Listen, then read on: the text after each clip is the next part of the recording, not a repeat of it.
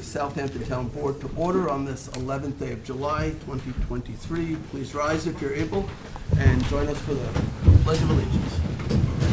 I pledge allegiance to the flag of the United States of America and to the republic for which it stands, one nation, under God, indivisible, with liberty and justice for all. Please remain standing. I ask that you join with us in a brief moment of silence as we keep in our thoughts and prayers all the men and women of our armed services who bravely defend our freedoms at home and around the world each day. So in their honor, let's join in a brief moment of silence.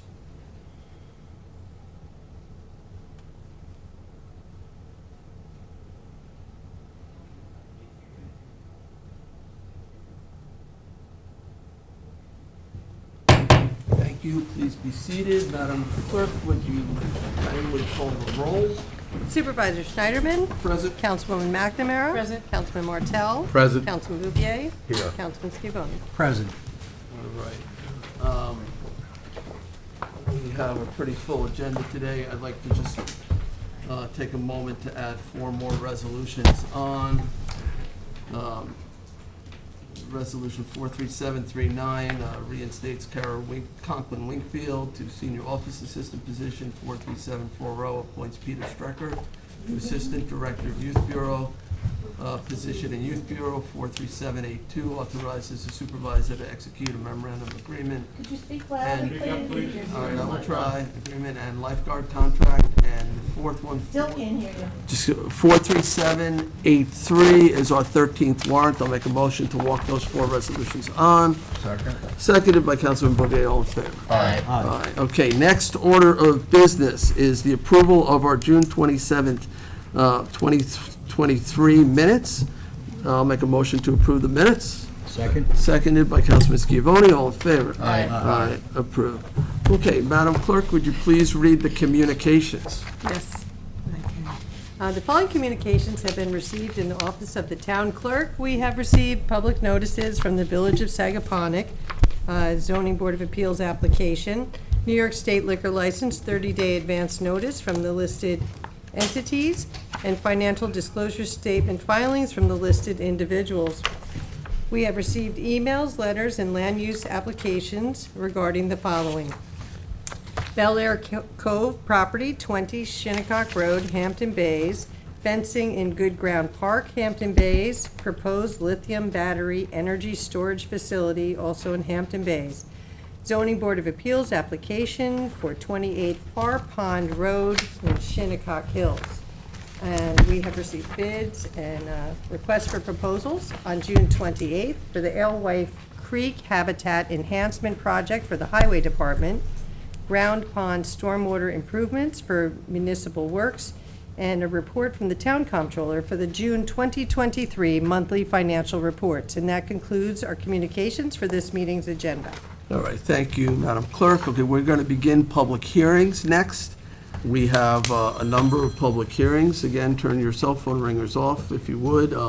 We have 10 public hearings scheduled for today. This is a hybrid meeting as well as an in-person meeting. So there are people who are watching from remote locations, and they will be given an opportunity to have their comments heard by the town board as well. Okay, if you plan on speaking again, we ask that you fill out a card. When it comes to the public, I'll take those cards first in the order that they were received. Then we will go to the online audience, and if there's still people who have not spoken, who wish to be heard, we can come back. All right, Madam Clerk, would you read the first public hearing notice? Certainly. Public hearing number 1 on the acquisition of land of Joan Demonicus located at 25 Whalers Drive, Sag Harbor, and amend the CPF management and stewardship plan to include the property. Okay, once again, cell phone ringers off so we're not disturbed. And I will ask Jackie Fenlon, our CPF program manager, to introduce this public hearing. Good afternoon, Mr. Supervisor and Town Council members. Very nice to see you after the July 4th holiday. I hope you all enjoyed it. We are here today, this afternoon, to consider the acquisition of 25 Whalers Drive. Can you hear me? 25 Whalers Drive in Sag Harbor. This is a .4 acre property of land, Suffolk County Tax Map Number 900-26-1-30. And the owner, Joan Dominicus, I think is how it's pronounced, is expressing interest to selling the property for $400,000. This is in the open space target area and trail priority area, and is also in the Long Pond Greenbelt area within the Community Preservation Project Plan. It is also within the Aquifer Protection Overlay District. So it is the parcel highlighted in yellow, which I will point to now.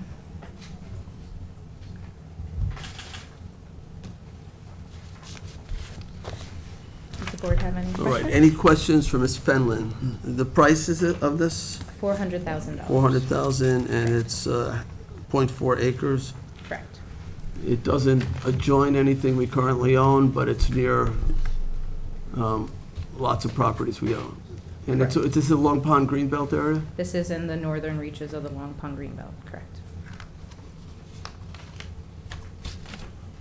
And it's a developable lot. Correct, yes. Okay, any other questions?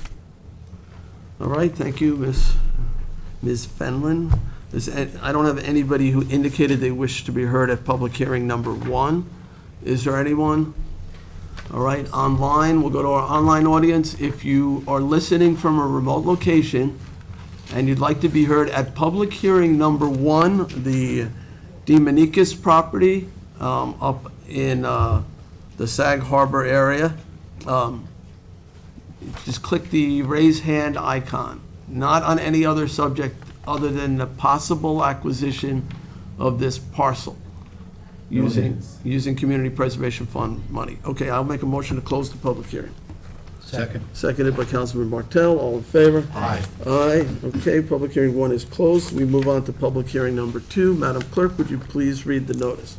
Public hearing number 2 on the acquisition of land of Lori Leonard, Suffolk County Tax Map Number 998-218.3, and amend the CPF Management and Stewardship Plan to include the property.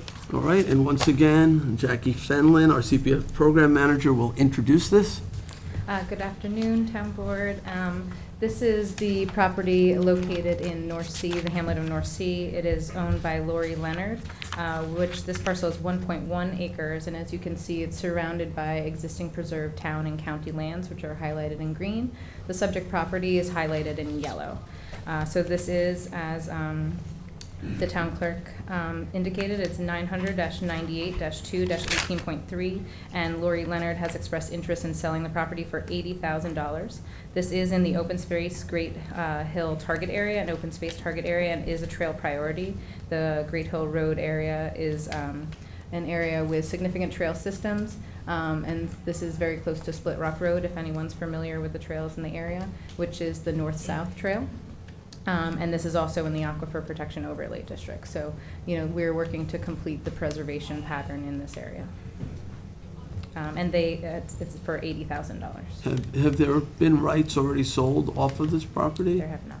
Yeah, but we will do a full title report And prior to. but it's complicated to develop because of access? Yes, it is located within an old file map, and as you can see, the pattern around it, it's fully preserved. So the planning board would actually have to open this old file map for development of just this one parcel. Or there might be one left right here. Okay, any other questions? Okay, we do not have any cards on this either. I'll go to our online audience. Is there anyone wishing to be heard at public hearing number 2 on the possible acquisition of the Lori Leonard property up in North Sea, sort of above the North Sea Athletic Complex? No hands. Okay, I'll make a motion to close the public hearing. Second. Seconded by Councilman Bouvier. All in favor? Aye. Aye, okay. Public hearing number 2 is closed. We will move on to public hearing number 3. Madam Clerk? Public hearing number 3, to consider the acquisition of a portion of the lands of Villa Gilles LLC, located at 212 Little Noyak Path in the hamlet of Watermill, New York. Okay, and once again, Jackie Fenlon, our CPF Program Manager, will introduce this. Thank you. Yes, this is a property, so we are considering a portion of the property located at 212 Little Noyak Road. This property is fully 6.2 acres approximately, so CPF is in contract to possibly acquire 4.5 acres of the subject property for $1.5 million, and that is from the Villa Jills LLC that has expressed interest in selling it to the town. This is also in an open space greenbelt target area, and trail preservation area in the eastern GEIS area. So this would be a nice piece. We have been working on a trail system in this location, trying to get an east-west route, so this would be one of the missing links that would help the town accomplish that, as well as a general wildlife corridor. So we are looking to add on to the town land, that's the upside-down L shape, and then I will point to the yellow hatched area, which also includes a portion of the flag area. It would still allow for possible development of the parcel here. So we are going to acquire the yellow, which is this, which would allow for a strip to get out to Little Noyak Path. So the property is not currently subdivided? It is not. It would be subject to subdivision. That is part of the contract. And what is the current acreage of the whole parcel? 6.2 acres. And what is the zoning? This is R80, I believe. So it would allow for 2 lots, yeah. It could be divided, so. Yeah. So we'd essentially and we're be leaving behind a extinguishing- 2-acre lot Yes, for correct. development? One conforming lot for development. Who's doing the subdivision? Hmm? Who is doing the subdivision? Is The owner? applicants would be doing the subdivision, yeah. So the contract is subject to the subdivision in this configuration. And they have access to the remaining lot? They do, yeah. We are guaranteeing them, I actually asked for a subtle shift. There's a flag there? There's a 15-foot flag that would give them access for a safe driveway for emergency vehicles. So it was 12.5 and 12.5. I actually asked to shift it so that they would have 15, so that would give them safe fire and emergency access to So- the parcel. If they're selling us 4.5 acres out of 6.2, that doesn't sound like there's 2 acres left as to create a conforming lot for them. There, so, this is 197, let me see if I have the map. I believe it is, though, it's just 80,000 square feet. Let me see if I have the map with the exact square footage. Well, it's okay, I mean, it's a public hearing, we can get this information prior to voting, but, Sure. I believe it is conforming, though. I don't have the exact square footage, but it's 80,000 square feet in the bulk as well as the 15-foot flag. And these are approximate sizes based upon GIS, too. The surveys are more exact. okay, and obviously the property appraised at or above the purchase price of 1.5? Mhm. Yeah, correct. Yeah, we specifically had the appraisals look at that exact configuration. And this is in Watermill? Okay. Yep. Any other questions? Okay. I do have one card, but it says only if necessary, Mr. Timothy Hill, Esquire. Is there a, It's coming in from next door. you don't need to speak? Okay. Anybody else who wishes to be heard? All right, we'll go online. Is there anyone listening online who wishes to be heard on the possible acquisition of lands of Villa JJILS No, sir. LLC in Watermill? All right, hearing none, I'll make a motion to close the public hearing. Second? Seconded by Councilwoman McNamara. All in favor? Aye. All right, okay, the public hearing is closed. All right, Madam Clerk, would you read the 4th public hearing notice? Public hearing number 4 to enact a new Chapter 314 entitled Moratorium on Battery Energy Storage Systems to prohibit new applications pursuant to 330-162.21 of the Town Code for 3 months. Okay, I think Janice was going to introduce this, and I'm not seeing her. So can we see where Janice is? Yeah, one, Just give us a moment. I think we probably got to 4 faster than anybody thought. All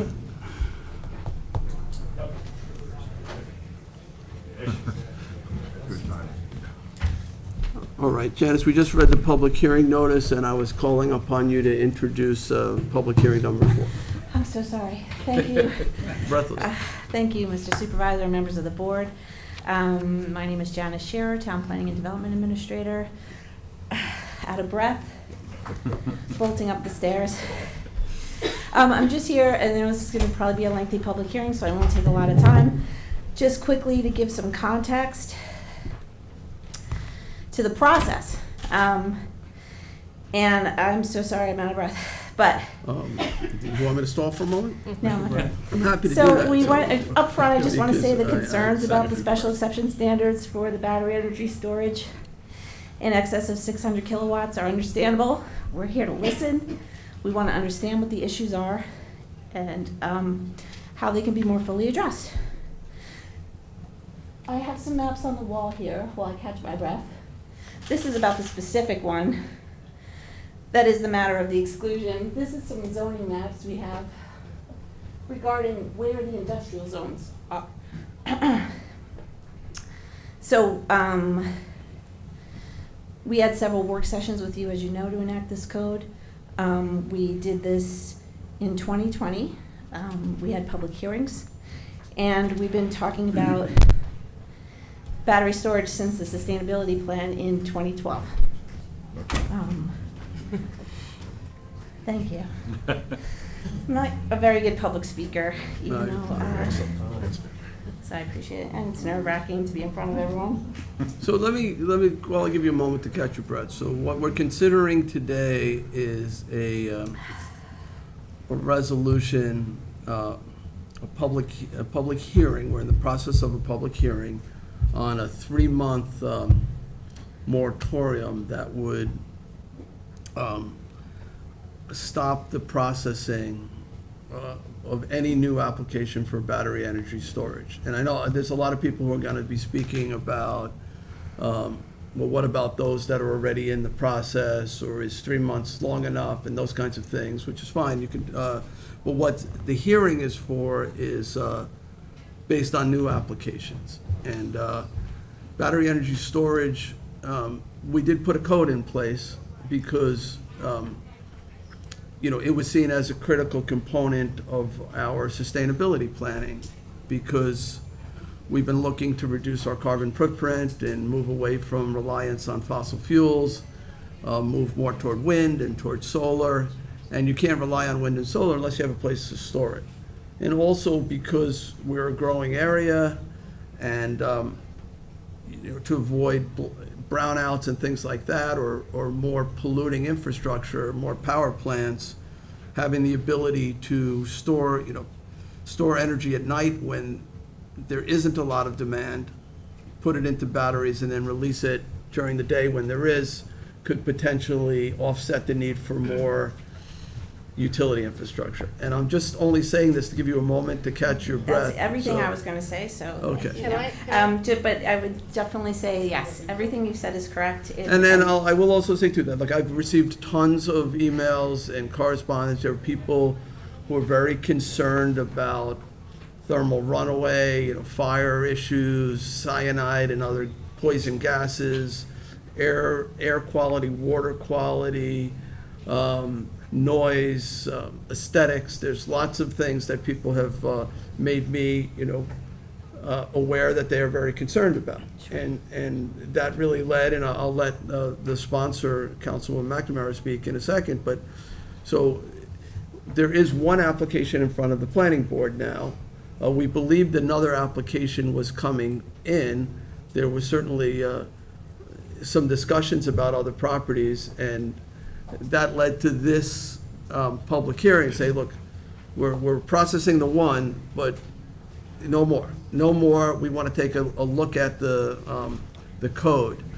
A lot of people are saying we ought to be also taking a look at the one that we're already processing. So that's not contained in this, but I know that's something that is going to be a common theme tonight. But let me let me kick it to Councilwoman McNamara for her introductory Give me remarks. some more time. I'm fine, but I'm sorry. It was just, I was just out of breath and suddenly very nervous, but I'm fine, but please, I would rather you So I speak asked than to me. bring this forward to a work session in Yes. April, and I asked for this moratorium, and I've gotten outreach from people asking me why I asked for a moratorium, so I prepared a brief statement as to why, which I'm just going to read now.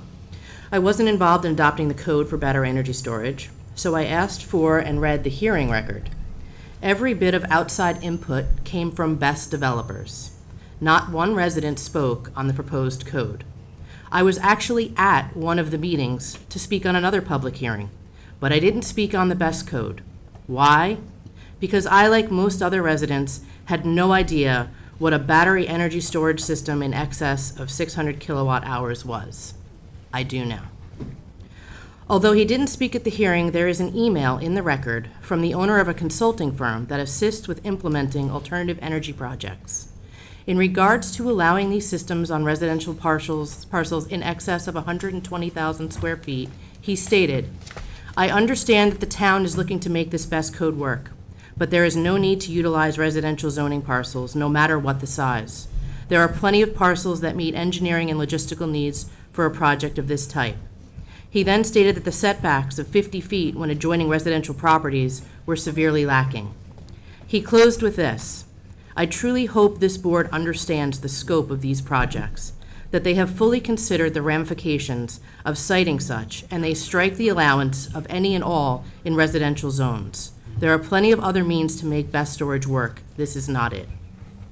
I have since done my own research, and what I have found has not alleviated my concerns. We are being told that we shouldn't be concerned because these are lithium iron phosphate batteries that are completely non-toxic and safe. The truth is that there are risks associated with all lithium-ion batteries. So while yes, these may be safer, they are by no means completely safe. Neither the industry nor the National Fire Protection Codes differentiate between types of lithium-ion batteries. They are all treated in the same way.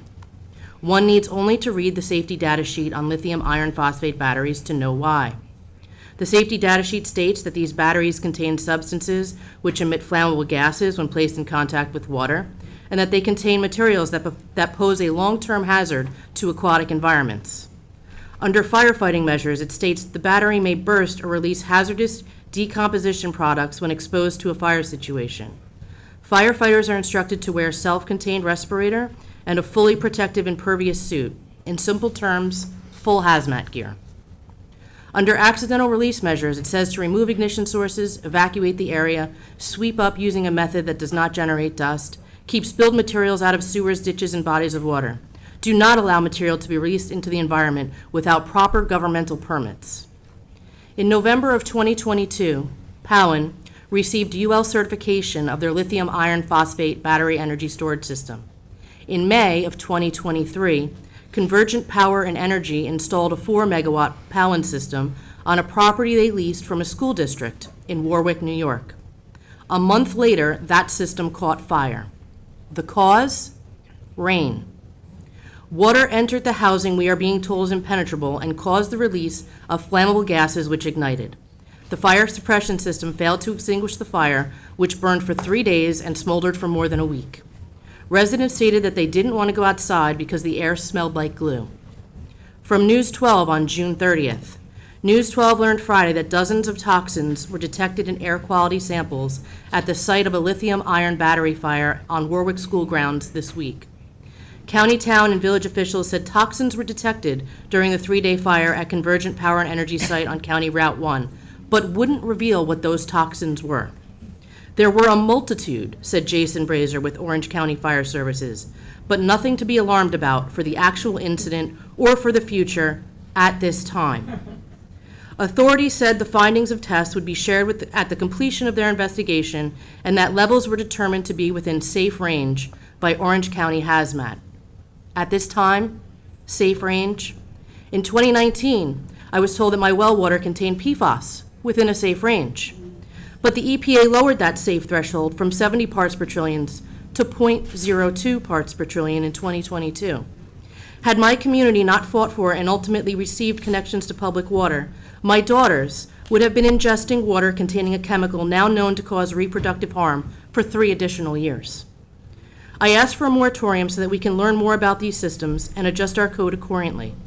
While I understand that New York has set some very ambitious goals regarding energy and storage, the health and safety of our residents must come before any arbitrarily set timeline.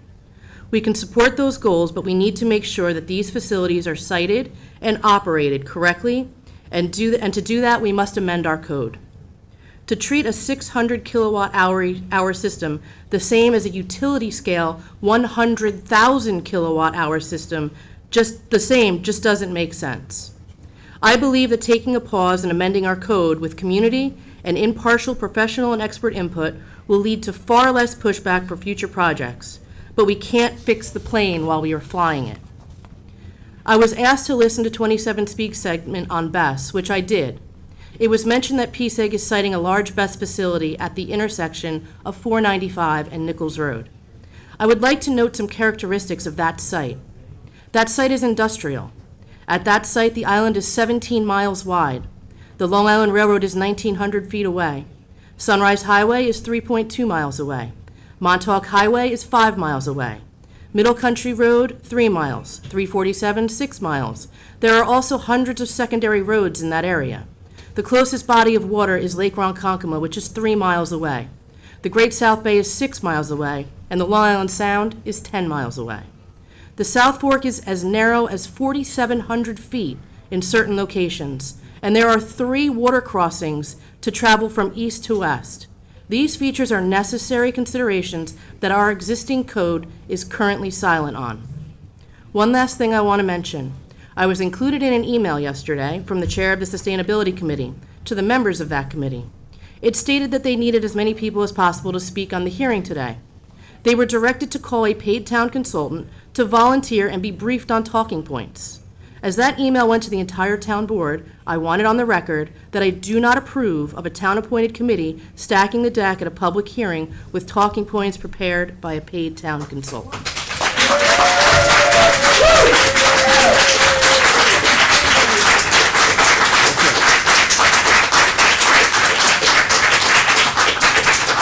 All right, have you caught your breath now? I did. I just want to point out that no time ever here did anyone create a land use code to put anyone in peril. There's, whoever does not know me, I have an environmental degree. I've been a regulator for New York State DEC. I've been a professional town planner for over 20 years.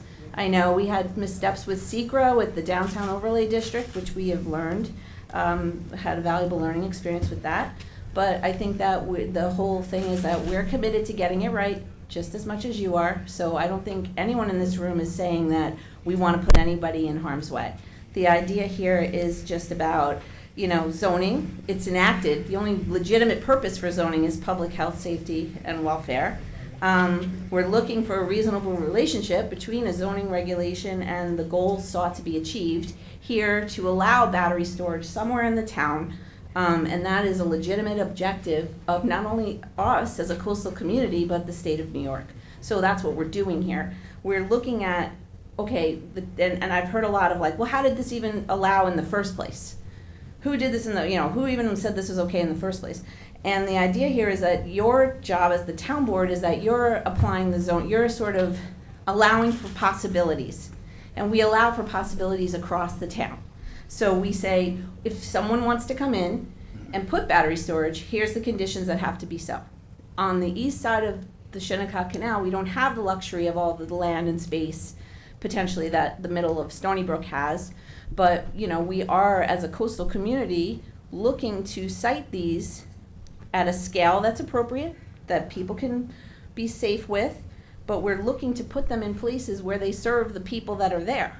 And when you look at these maps, when we say put it industrial, first of all, in Hampton Bays there are no industrial zones. These little yellow things are the industrial. Great, it doesn't belong near the people that it needs to have it, right? So we allow it. Why do you allow that in residential zones? It's considered infrastructure like cell towers, solar, batteries, sewage treatment plants, fire stations. They occur near people because it's for the people they serve. So if we relegate them away from everyone, it is safer to put them somewhere totally else, but will they help us? And that's hopefully we'll be able to find that answers to those questions out.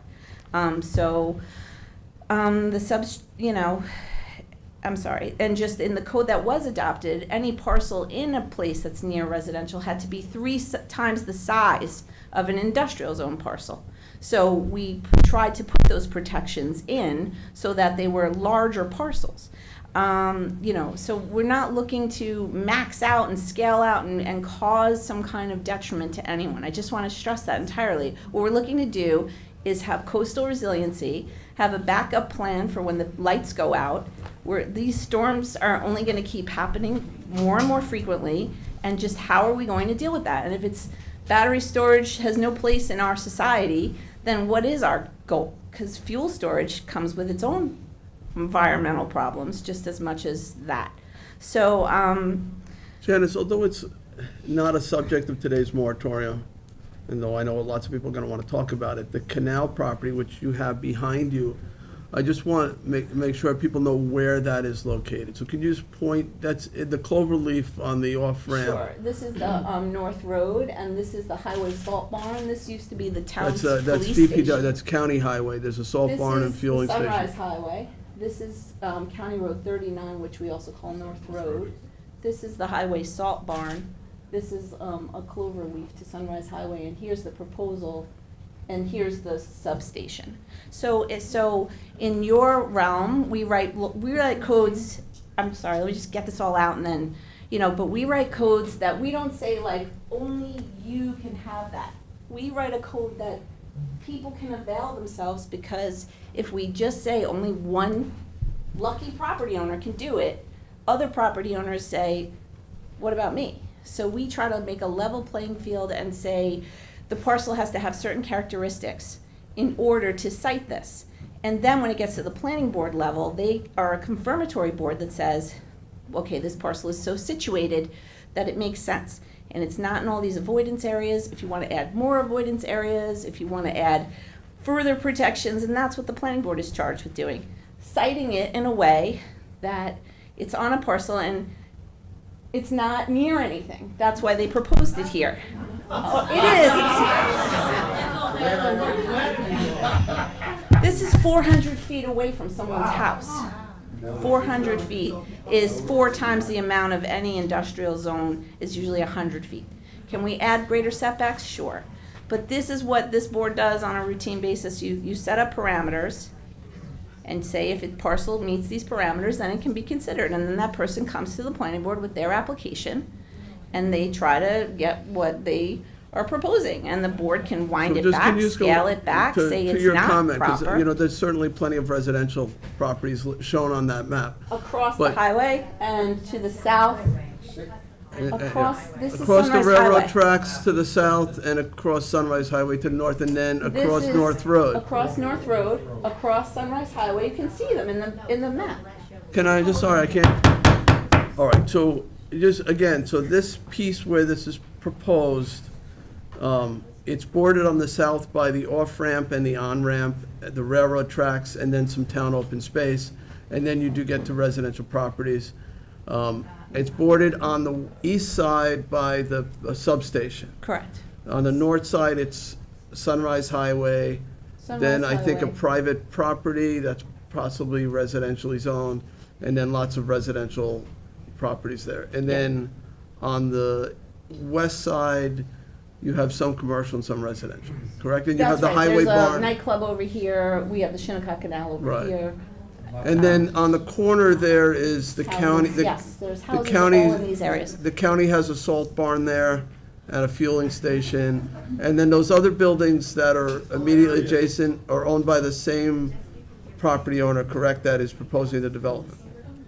Correct. Yes, those are owned, okay. This totals And are those- more than 4 acres. And are those residentially zoned, commercial, or? They are Commercially- R60, and as I said, now it's, you want to put a moratorium in and potentially revise the code, but right now the code says, well, if it is in a residential area, it has to be 4 times the size of an industrial parcel. It has to have all these characteristics. So this one, they say, some would argue, it meets none of that. Some say it does. So that's what's up for debate. Okay, all right, thank you. So, Oh, and I just want to say that, we did not write this code in a vacuum. We worked with NYSERDA very closely. We have Bill Oberker here. He might be in the hallway. We have a gentleman from NYSERDA here, if you'd like to all hear right, do you want, his is he in the testimony. I hall, have or to is find he in the him. audience? He may be. And they helped us write the code. They had a model code, and we worked with Whatever, them you know, I think and their whatever- fire safety experts. Whatever we do, I think it's important we have accurate information. And there's lots of information about this. Some may be accurate, some may not be accurate, so. Here he is. And now NYSERDA is New York State Energy Research and Development Authority. Authority. So it's Correct. not the developer here. This is not developer, this is the New York State Energy Authority, and Bill? All right, sir, if you'll step forward.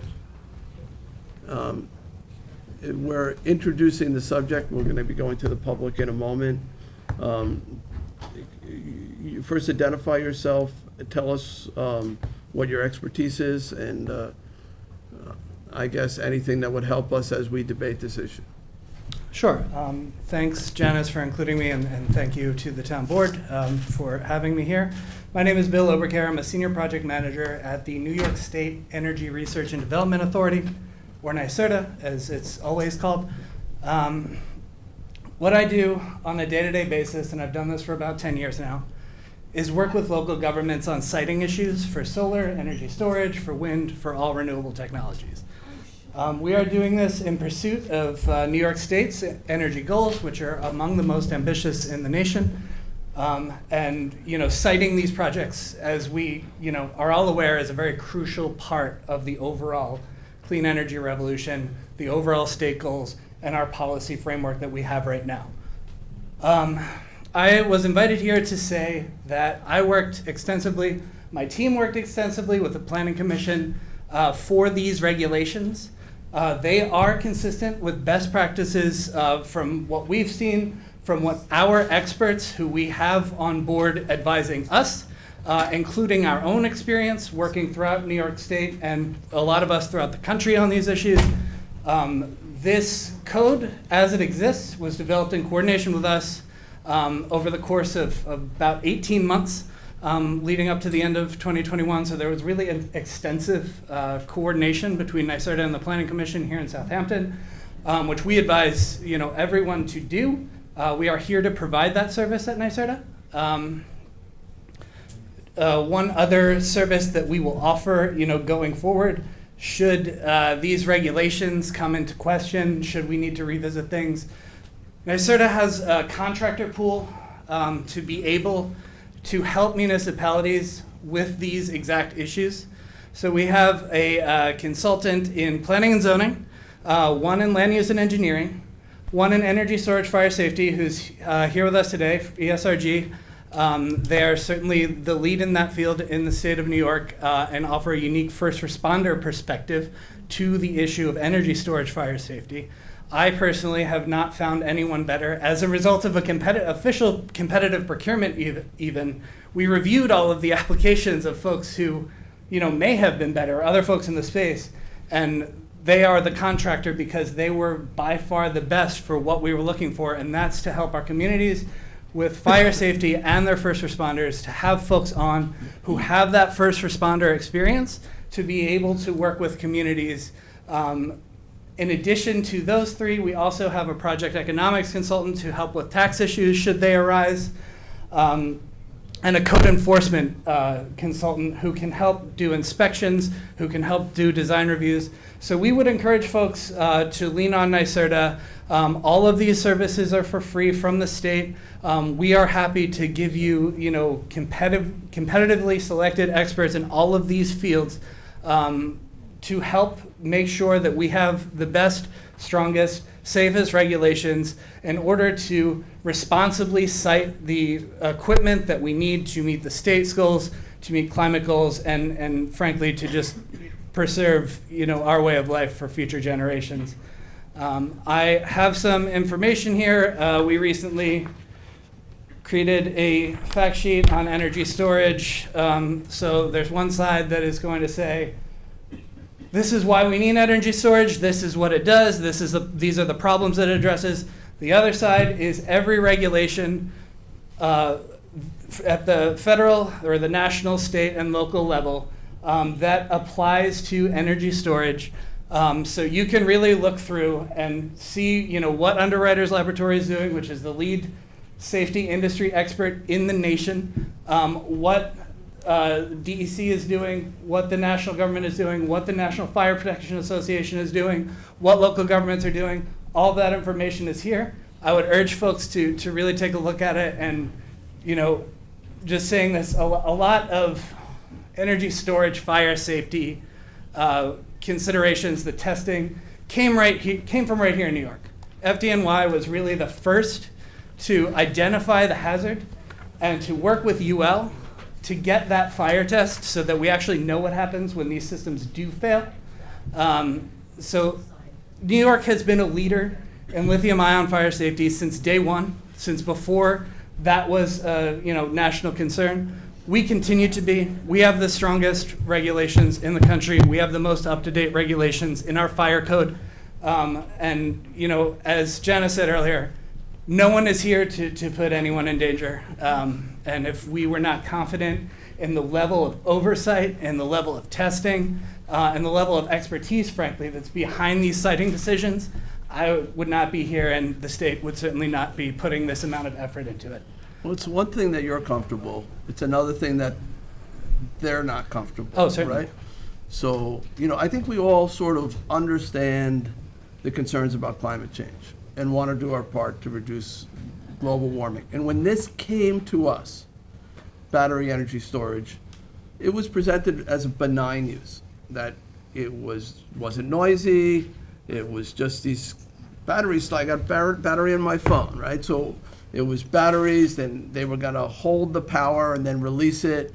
We didn't, I know they looked at some of those other issues, but it really wasn't until these proposals started to come in and people started to take a close look at it. And now they're, I got people thinking about moving. They're afraid to be there. They're hearing stories about these fires and thermal runaway, toxic gases, and cyanide, and they're scared. And certainly I got into this business to keep people safe. It's the last thing I want to do is make people unsafe. So, we have to figure out how to restore public confidence, and I think that has to come through facts, not just because you say it's okay, right? It's got to be, they read on the internet about firefighters dying in fires from battery energy storage, So we're not there yet. I think that's why this moratorium is being proposed, because we're concerned that all these questions haven't been fully answered. I'm hoping today we get to hear more what the questions and concerns and fears are, but I'd like to hear some more of the answers. I've been told that lithium iron phosphate is a fundamentally different technology than lithium ion, and that a lot of the concerns that are out there in the community are based on a different technology, lithium ion, not lithium iron phosphate, which is supposed to not have the same combustibility, not have the same, supposed to be non-toxic, doesn't have the off-venting of gases. Now, that may not be true, but we need to know what the answers are. And hopefully you're gonna have some people here, you mentioned somebody who's in the firematic services or, who can answer some of those questions. I do wanna get all the public's concerns. At the same time, I do wanna make sure we're getting their questions answered, so. Sure. Can I just address a couple of those points? Well, I'll give you 3 minutes. 3 minutes, and then we'll go to the Sure, public. I can do it in less time than that. So LFP, lithium iron phosphate, is a different type of lithium ion battery. They are different chemistries. Just hold on, let the gentleman speak. The precursor chemistry was nickel, manganese, cobalt. It was less stable. Lithium iron phosphate is a more stable technology. It's a more stable chemistry. Is that a silver bullet for there's absolutely no chance that this will thermal runaway? No, it is not. There still is a chance, and that's why we have the UL 9548 testing, which is to find out what happens, what are the effects when it does go into thermal runaway, when this catastrophic event does happen. We want to know how this system is going to behave so we can base our siting decisions off the data that we gather from studying these catastrophic events in a lab, so we know what it's going to do when we have it out in the wild. And then typically when we're hearing of lithium-ion battery fires, particularly in New York City, Let us speak. we're talking about micro-mobility batteries, e-bike batteries, electric moped batteries. These are fundamentally different types of lithium-ion batteries. It is not the same at all in terms of level of regulation, level of internal hazard mitigation, level of permits required, level of oversight. A lot of these batteries, we just saw a fire in Dutchess County last week because somebody had a repair shop for these batteries in his house and they caught fire. So typically when we're hearing of lithium-ion fires in New York City, that's the only type of lithium-ion fire there's been to date. And that is the type of battery that we're talking about. It is a completely different thing in pretty much every way, except for the fact that they both fall under this very broad umbrella of lithium-ion battery. Completely different things for micromobility versus this kind of grid scale storage that we're talking about here. All right, thank you, sir. Sure. 1 second, if you could. So it's been a couple of years since we put the zoning in. We take our recommendations from NYSERDA directly. We use that as the overall guidance of what we do. I want you to turn around and look at that map and tell me if you think being close to an artery, close to a canal, close to neighborhoods, if that's a good spot for them. This is the Clover. Yep. I would say if that is in accordance with that 120,000 square foot area, and it is cited in according to the setbacks that are in that code, I think that that is a perfectly acceptable parcel for this type of development, yes. Okay. All right. Any other questions for the board? Everybody's gonna get, I'll be here till midnight if you want. Everybody's gonna get a chance to speak, I promise. So, right now, this is just introductory remarks. Before we go, I have a lot of cards. Is any other questions for the board, for either Janice or this gentleman from NYSERDA?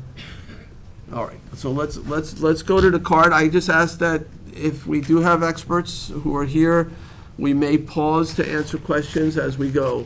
Not with opinion, but fact, hopefully. All right, so I'm going to take these in the order I received them. There are lots of them. I ask that everybody keep their comments to no more than 3 minutes. You can always submit additional comments in writing. Our clerk, Ms. Cindy Schurmeyer, will let you know when you're down to your last 30 seconds. I ask that you do wrap up.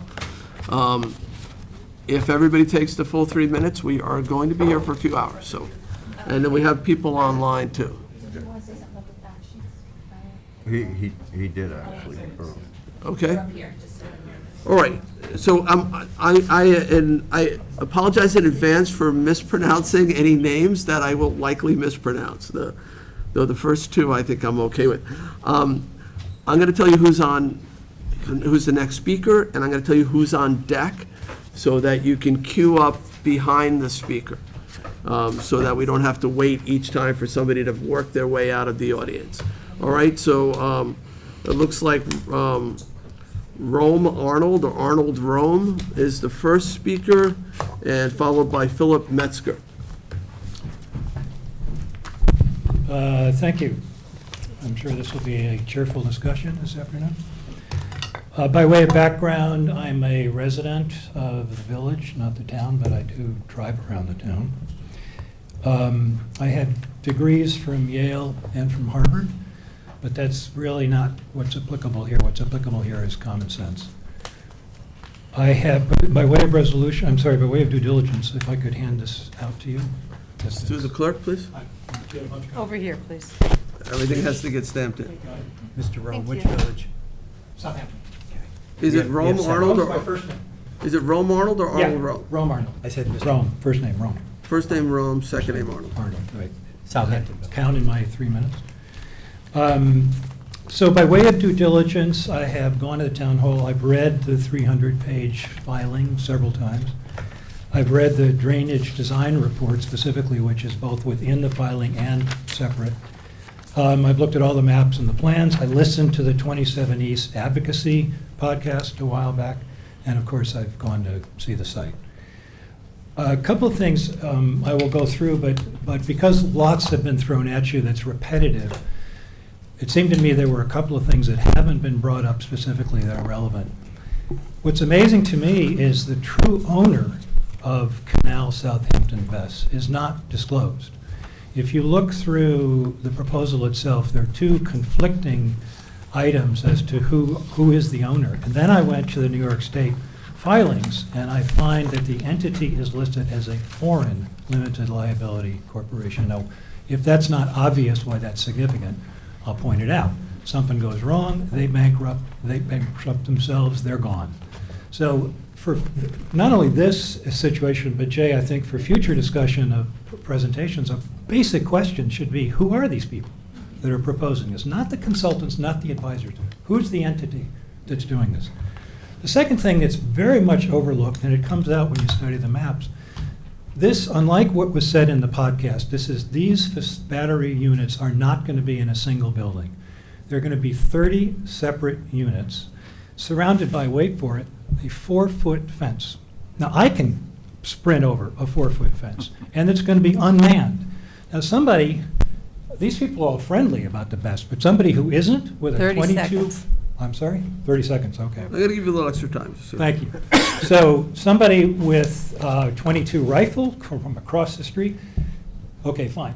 As is completely obvious, I think, to me and anybody else, the notion, with all due respect to this New York representative who tells us that putting something between the highway and the railroad within a quarter mile of the bridge and the railroad, and that's no problem. He likes to talk about the batteries, the car batteries. Fine, forget the car batteries. Chandler, Arizona, has a BESS. It caught fire. It smoldered. It didn't go to thermal runaway. It just smoldered. For 2 weeks, the fire department wouldn't go in. Now, here's what's significant. Chandler authorities instituted a quarter-mile evacuation out of safety. Now, think about that. A quarter mile around this facility. That takes care of 2 of the 3 access points to the entire South Fork. This isn't just a town issue, this is a whole South Fork. This thing that could shut us down. Let's go back to this lithium iron phosphate, lithium whatever.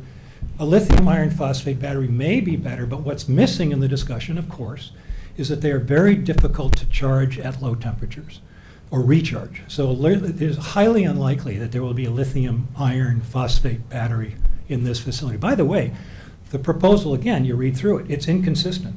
It says lithium ion everywhere except one strange place. The provider of the battery, it lists lithium iron phosphate.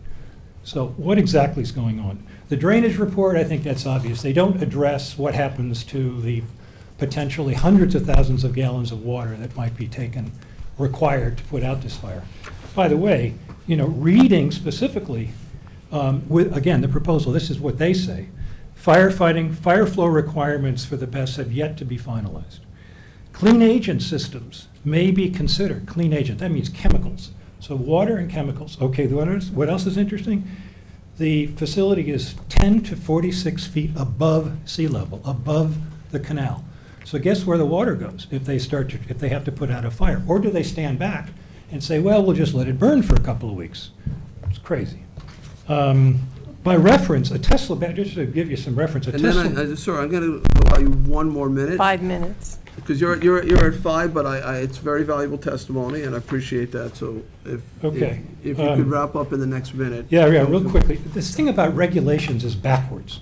We write the code, and then if somebody fits it, that's fine, they're good. No, it's the other way around. Here are the conditions, here are the code. By the way, the fire department code, I'm sorry, the national one, 385, I think it's in here. 855. 855, yes. Those standards have not been revised since September of 2019. So to say, well, hey, it's okay because we meet those standards doesn't reflect what we've learned in the last 2-3 years. It's crazy. I've said that before. So the other amazing thing in this 300-page filing, there's no evacuation plan. There's no evacuation plan. Just figure it out, get on your bikes, go down to Old Montauk Highway and hope that you can get out. So anyway. It's just common sense, really.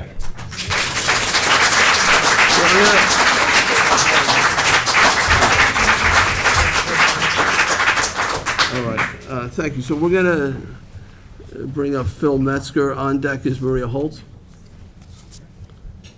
My name is Philip Metzger. I worked for the United States Customs Service, Department of Trade for 31 years, including 22 years in management, the last 9 in the Senior Executive Service in Washington, D.C. Have you ever been to the city of Houston? I have. It is one of the ugliest cities in the country. Residential, industrial, recreational can be placed wherever there is space. The town of Southampton has chosen to allow buses, which are industrial facilities, to be in residential areas. Not a good idea. During my career in the 1970s, 80s, and 90s, major changes converted customs from a paper-bound agency to one that was automated.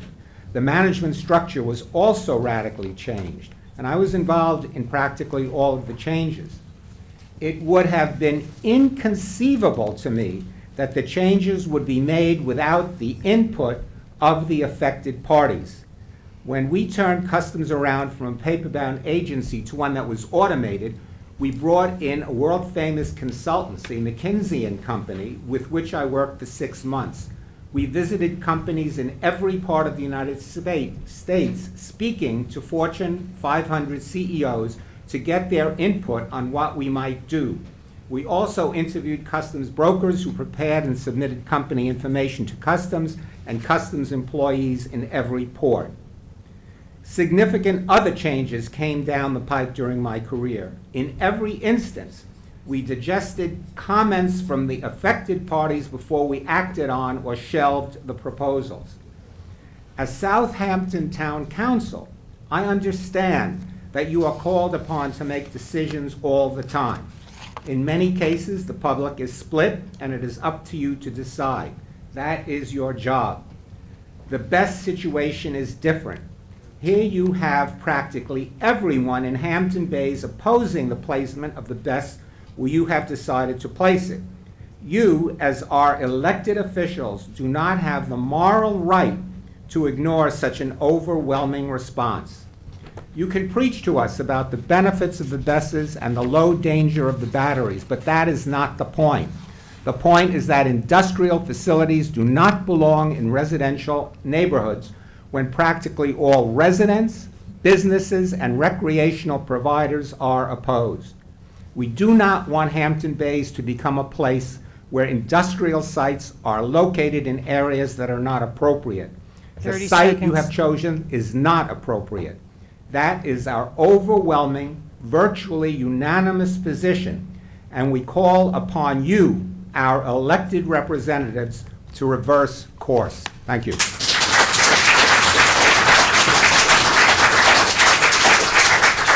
right, so Maria, you are next, followed by Bill Muir. Okay, Supervisor Schneiderman, Town Council. I'm going to be... I'll be very brief. I was under the impression that under New York State law, you had to inform the town if you were going to put something like a BES in. As former president of the Civic, we never received notice of anything.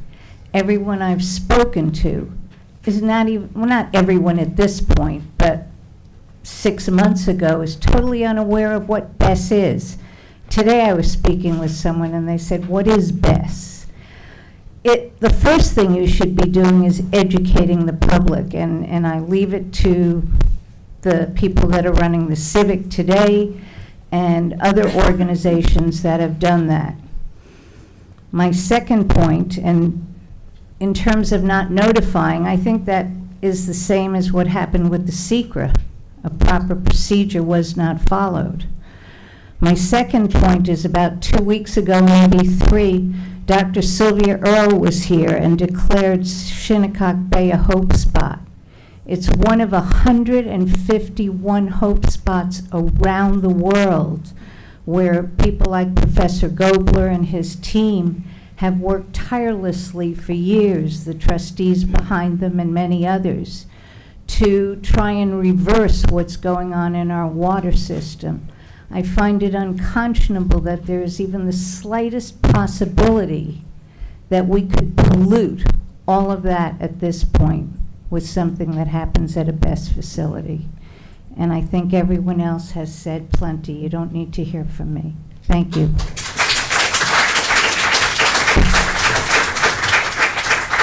All right, we got Bill Muir next, followed by Peter Governale? Thank you. Hello, I'm Bill Muir, a 50-year resident of Hampton Bays. I'm sort of a recluse, and it took Bess Canal to get me out of my garden and introduce me to my neighbors.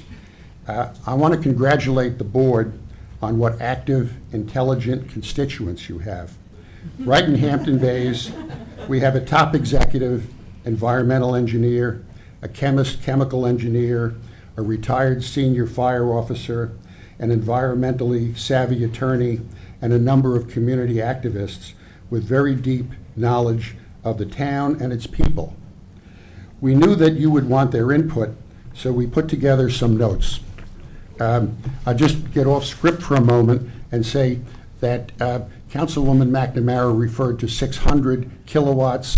We're talking about a facility that is 100 megawatts. That's 100 million. That's almost 200 times the size of what you're talking about.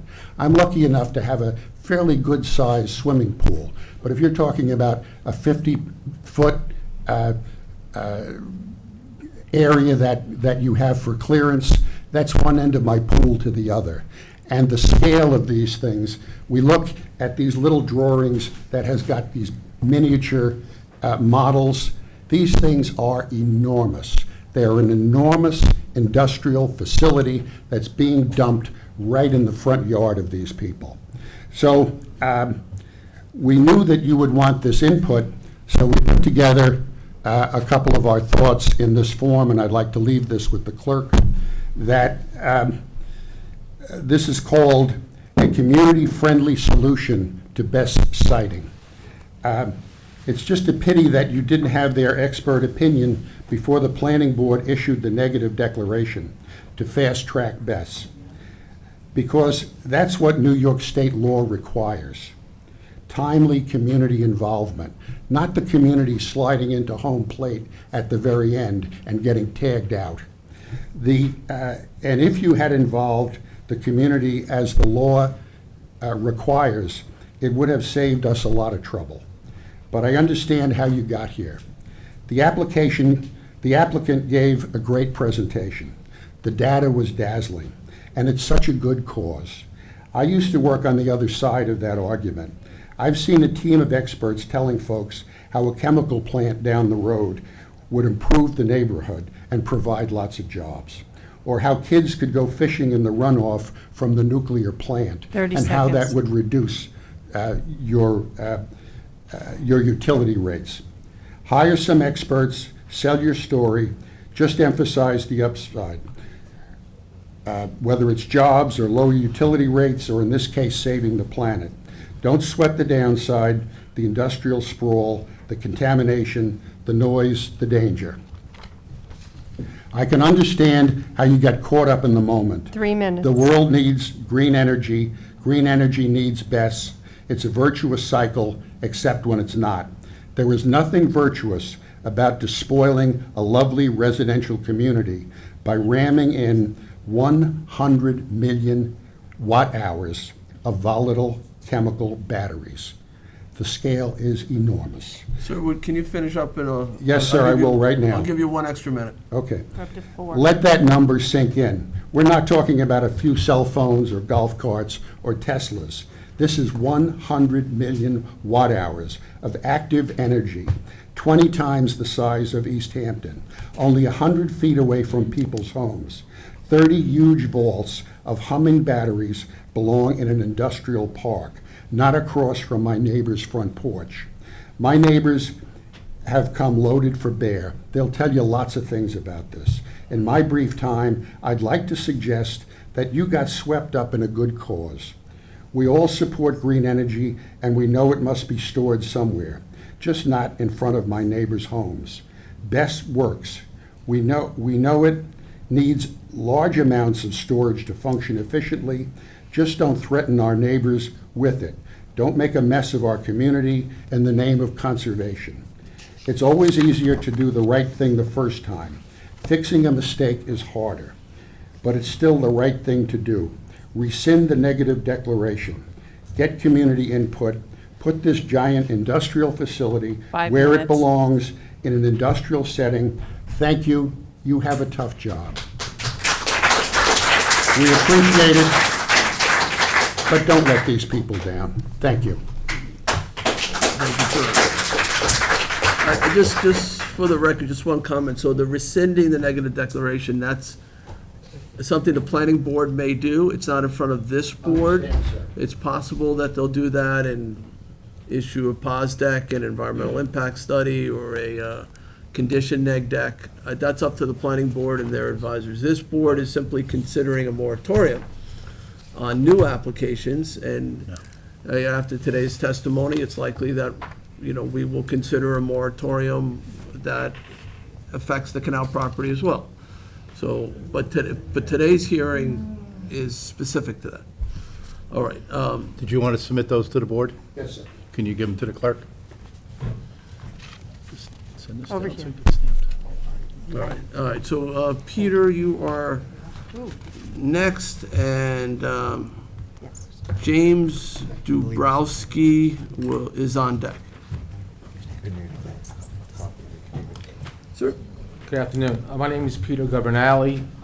My family has had a house in the area, which is right actually a block and a half away on the corner of Madison Avenue for the last, since 1950. Okay? This picture here is a little bit deceptive because right above on the top here is the Peconic Bay, not shown, and the canal is here. And these are all homes which are very, very close. My home is right here. Okay, so I was introduced to this, or aware of it, on Memorial Day weekend when I came out for the weekend. Had no idea about it. Okay, since then I've been looking into this diligently, and I researched and looked at all the videos of the planning board, and from September 2022, October 2022, and really in that board meetings, everything was taken at face value, okay? I watched the whole thing go out. The applicants had all this information, the board was just listening, and okay, well, if the applicant says this, then it must be this, it must be this. That's not a way to go about doing stuff like this, okay? This is a huge facility, belongs in an industrial area, not where the tightest places are, where you have in and out thoroughfares, railroads, businesses, marinas, people's lives, everything. It's in the wrong spot, okay? One thing to think about this, okay, hypothetically thinking, if this site went up and something did happen, okay, in a bad way, don't you think you're opening yourself up to really liabilities and lawsuits and negligence to the town, that these people that might not be able to come into their homes on the East End, back and forth, will not file lawsuits and sue? I mean, that's a real cause that you guys have to think about, okay? Preventing people to come in and out of the town because maybe of an evacuation or something. Something to think about, okay, real serious. But going on like that, the way it went about it was very general, nothing specific, no research reports, nothing factual. You have to do your homework. This is no joke. It's a huge facility that does not belong here. You put it in Calverton where you have a solar field already. You can put it in the West Hampton Airport where you have facilities for it, industrial spots. There are thousands of acres other places, okay? Not to have this right where you have the railroad, the roads, in and out, people's lives, businesses.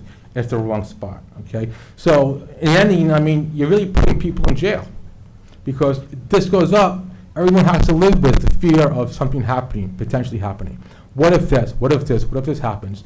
Okay? It's always easy to say after the fact, okay? But we 30 have to be seconds. proactive, okay? Proactive is smart. Reactive is not. So if something happens and it's reactive, then, oh, well, now what do we do? We want to be smart about it, okay? And not have this in our own backyard. I demand that the moratorium is put in place, and we need further review. It doesn't belong here. It belongs in an industrial spot, not where it's at, okay? Thank you.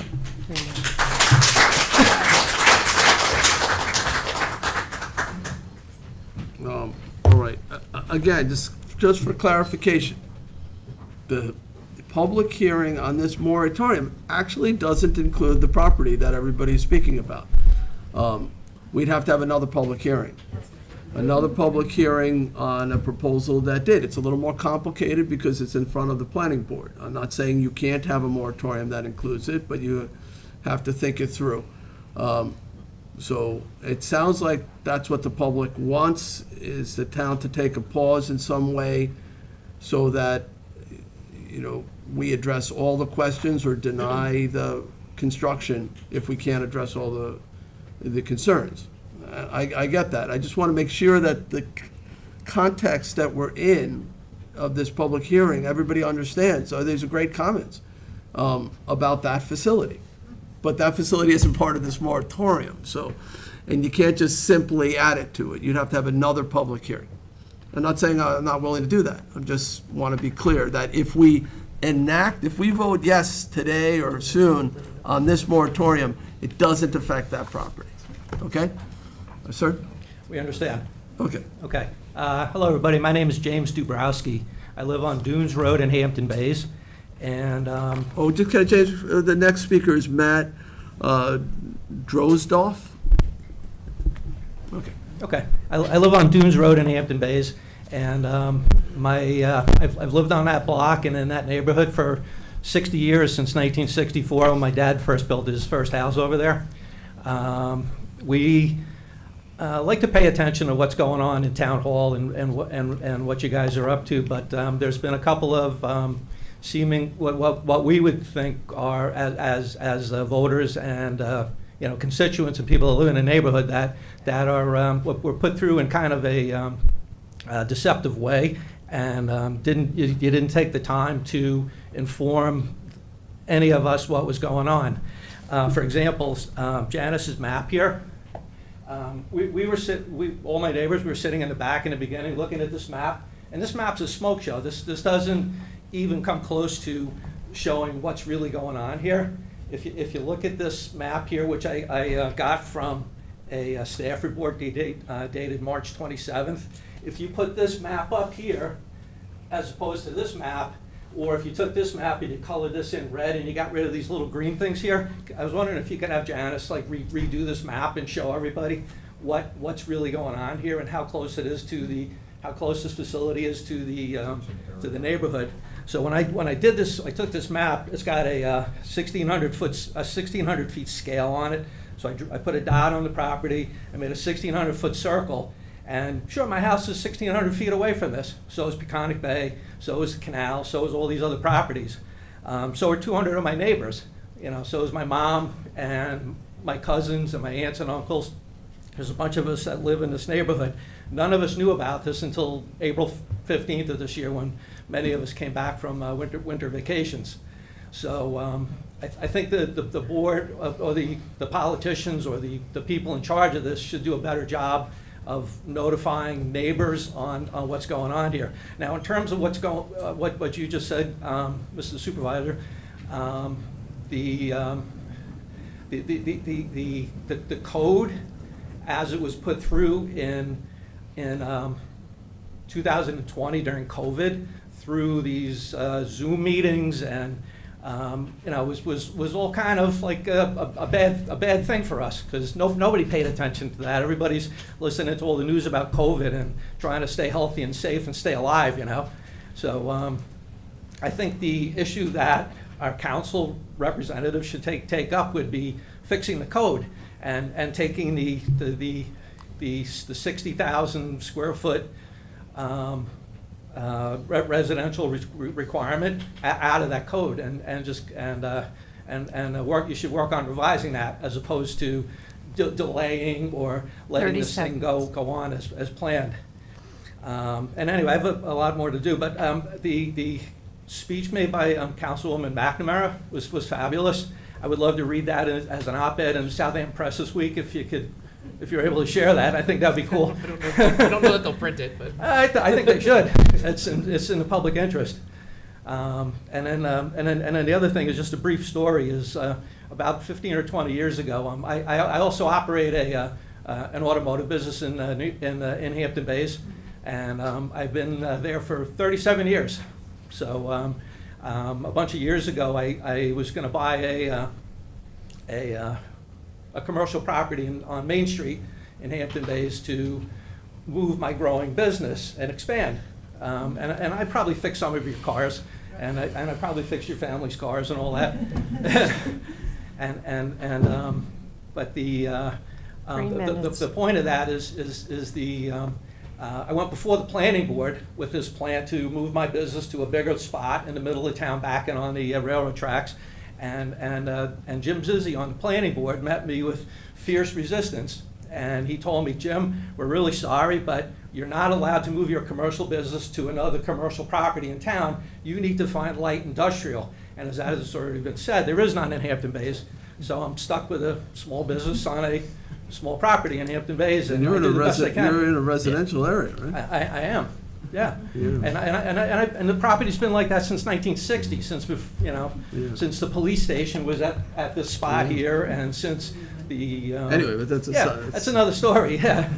But it's like I try to mind my own business and fix cars and go fishing and enjoy where we live, but seeing how it's the planning board and the town board and all the publicity that's going out over this should have this map up here, and I would hope that you would ask Janice to do that, and this way people can get a better idea of what's at stake here. And for the record, you live on Dunes Road near the site, not Dune Road on the ocean. I live on Dunes Road, 1,600 feet from the site. Yes, exactly. And I have a whole bunch of family that's lived there for many generations, and it's our home. So my point would be that the code is wrong, and the code was done was done in a poorly done way. And I think you need to delay this thing and revisit the way you wrote the code. So thanks for your time.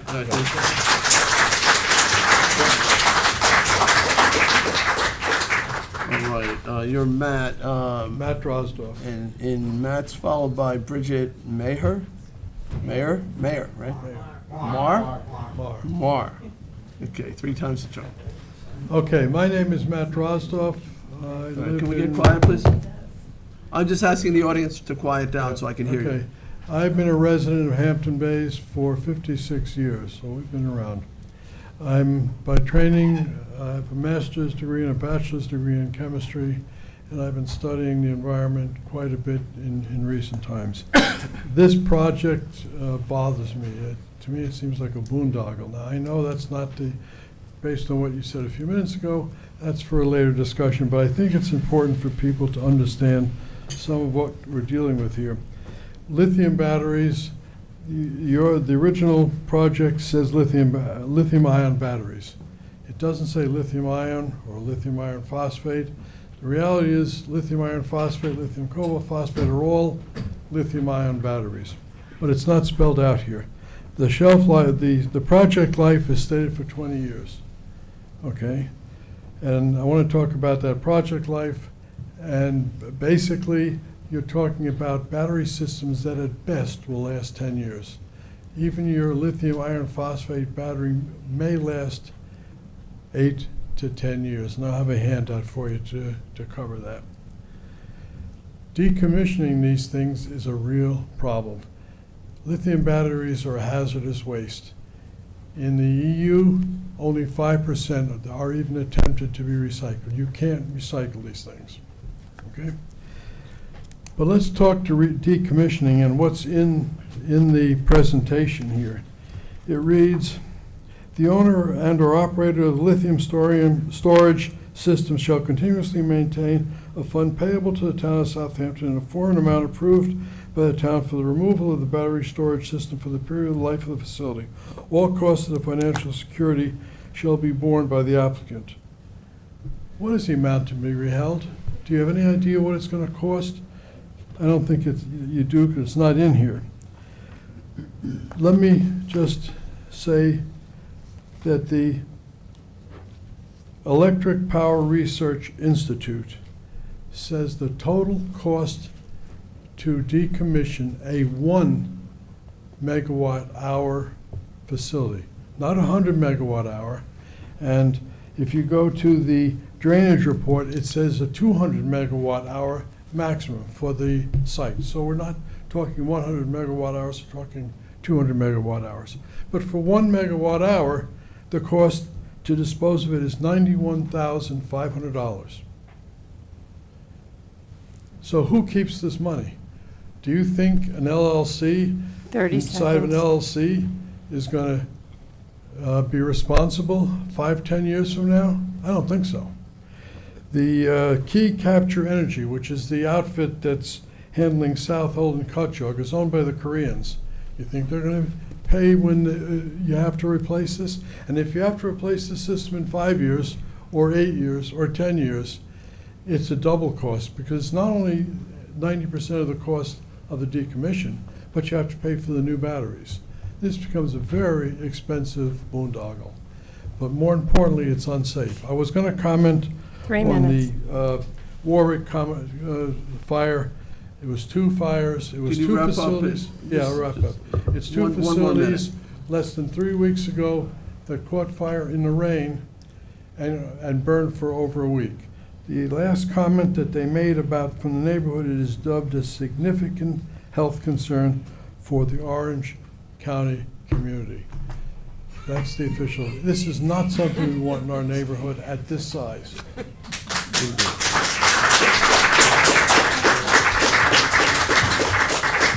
We're going to go through the clerk there. Bridget, you are followed by Mia Millenhausen. Hi, good afternoon, everybody. Good afternoon, neighbors. I would like to talk about communication. You've heard many references already to that, but I'm going to say my 2 cents. Many people, including some of the press, town council, members, best companies, and sustainability groups have been claiming that we, the Hampton Bays residents, are not getting it, and there is nothing to worry about. I believe the same can be said to these critics. We are, to a person, we have said ad nauseum that we are in favor of green, we are in favor of capturing solar and wind power. What we are saying is the opposition is to putting it in an industrial facility such as this in a residential and recreational area. Our learning curve is flattening. We know more about lithium batteries than anybody at this point. We have become detectives, town criers, engineers, scientists, and public speakers, which I don't like, all while we're deflecting mischaracterizations of who we are. We have heard that we need to be educated. We're hysterical. We're NIMBYs. Okay, no, we're not. We're reasonable people who are really concerned about a potentially hazardous and industrial eyesore blighting our community. We are saying not in anyone's backyard. I believe, and we've heard this, I believe Life and PSE&G expect that community outreach will be done on a project of this size. Okay, Southampton town officials seem to have taken a quiet approach to the North Road best proposal. Special exception, negative declaration, I know that's been mentioned, no communication to the residents, and COVID helped to move this along while we didn't get wind of it, okay? But, so we've had to go door to door, and it's remarkable what's being done. And at this point, we're keeping the residents up to speed, and we have nearly 3,000, possibly right now, we have 3,000 online signatures and additional paper signatures that I can present to whoever needs it. Okay, and the opposition is growing. And people are learning. People are still hearing about this for the first time. Okay, I find it interesting that every time, I keep doing this with my hands, I apologize, I don't know what that's about, but I find it interesting that every time there is an incident or a fire at a BESS facility, and there have been 2 in the last few weeks, East Hampton and Warwick, both considerably smaller, the proponents of a BESS near people's homes say, don't worry, these facilities are safe. 30 seconds. Okay, I'm almost done. We can't seem to get straight answers. On a couple of occasions, including the June 13th town board meeting, the town council has said, come and pick up a fact sheet, okay? I called on June 30th, no fact sheet. It's forthcoming. I stopped in this morning, no fact sheet. Maybe it's the fact sheet you referred to, I don't know. But there's no fact sheet. Okay, 3 minutes. silver lining, I've met some of the greatest people during this, amazing, smart, dedicated Hampton Bays people and others. And I just want to thank you all for everything you've done.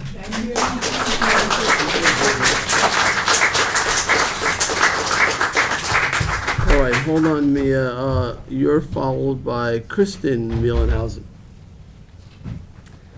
All right, so I just wanted to kind of address a couple of things that I was really concerned with, not only with the BESS facility that everyone's talking about, but just BESS in general in a residential area.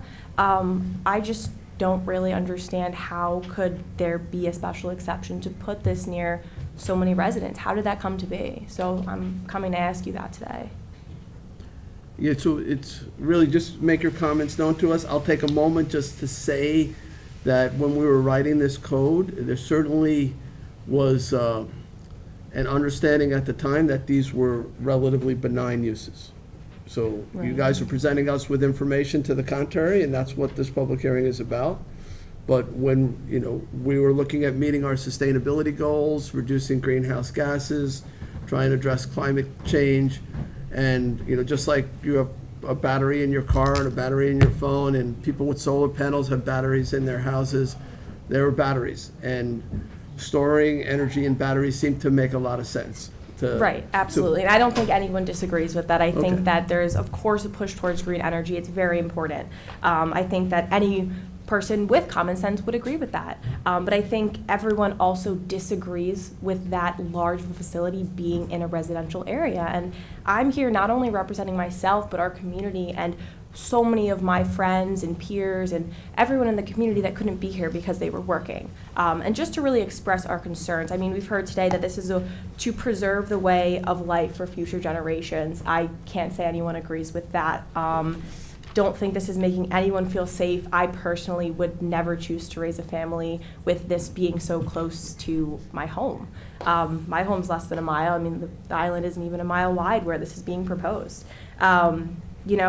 We've been referred to as a coastal community and coastal residency, and this is to serve the people who are there. Is that really what this is about? Is this really about helping us with energy, or is this really about, selling the money for cheaper and then, getting more of a profit? Because at the end of the day, I really don't feel that this is benefiting our community. I don't think anyone feels this is benefiting our community.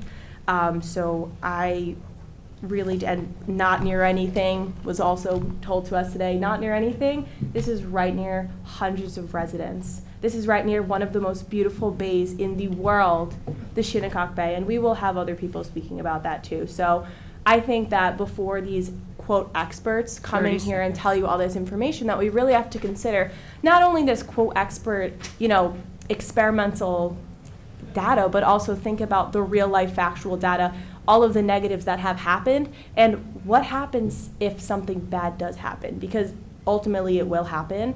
How are we getting out of this island? This is right near the train and the one highway that we have. It's a 2-lane highway. How are we getting out? Environmental studies? I mean, the list just keeps going on. I don't really know. I mean, there's just so much to consider.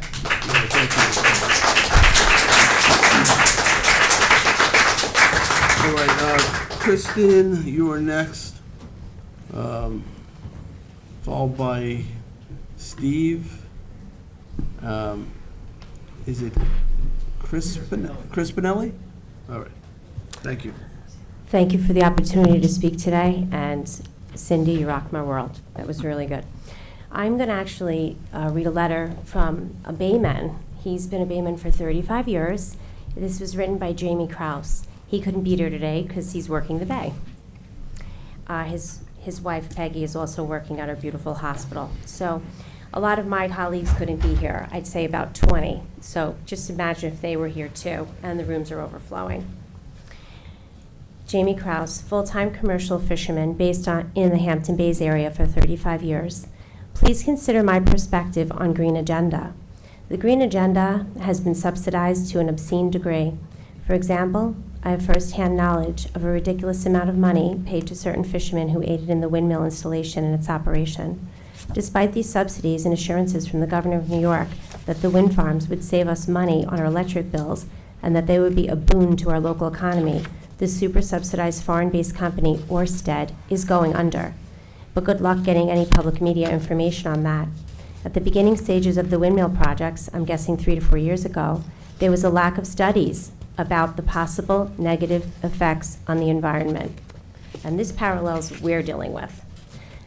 Suddenly, there are alarms going off about the recent deaths of numerous whales, likely reaction from the operations. The windmills have a negative impact overall on our fishing fleet.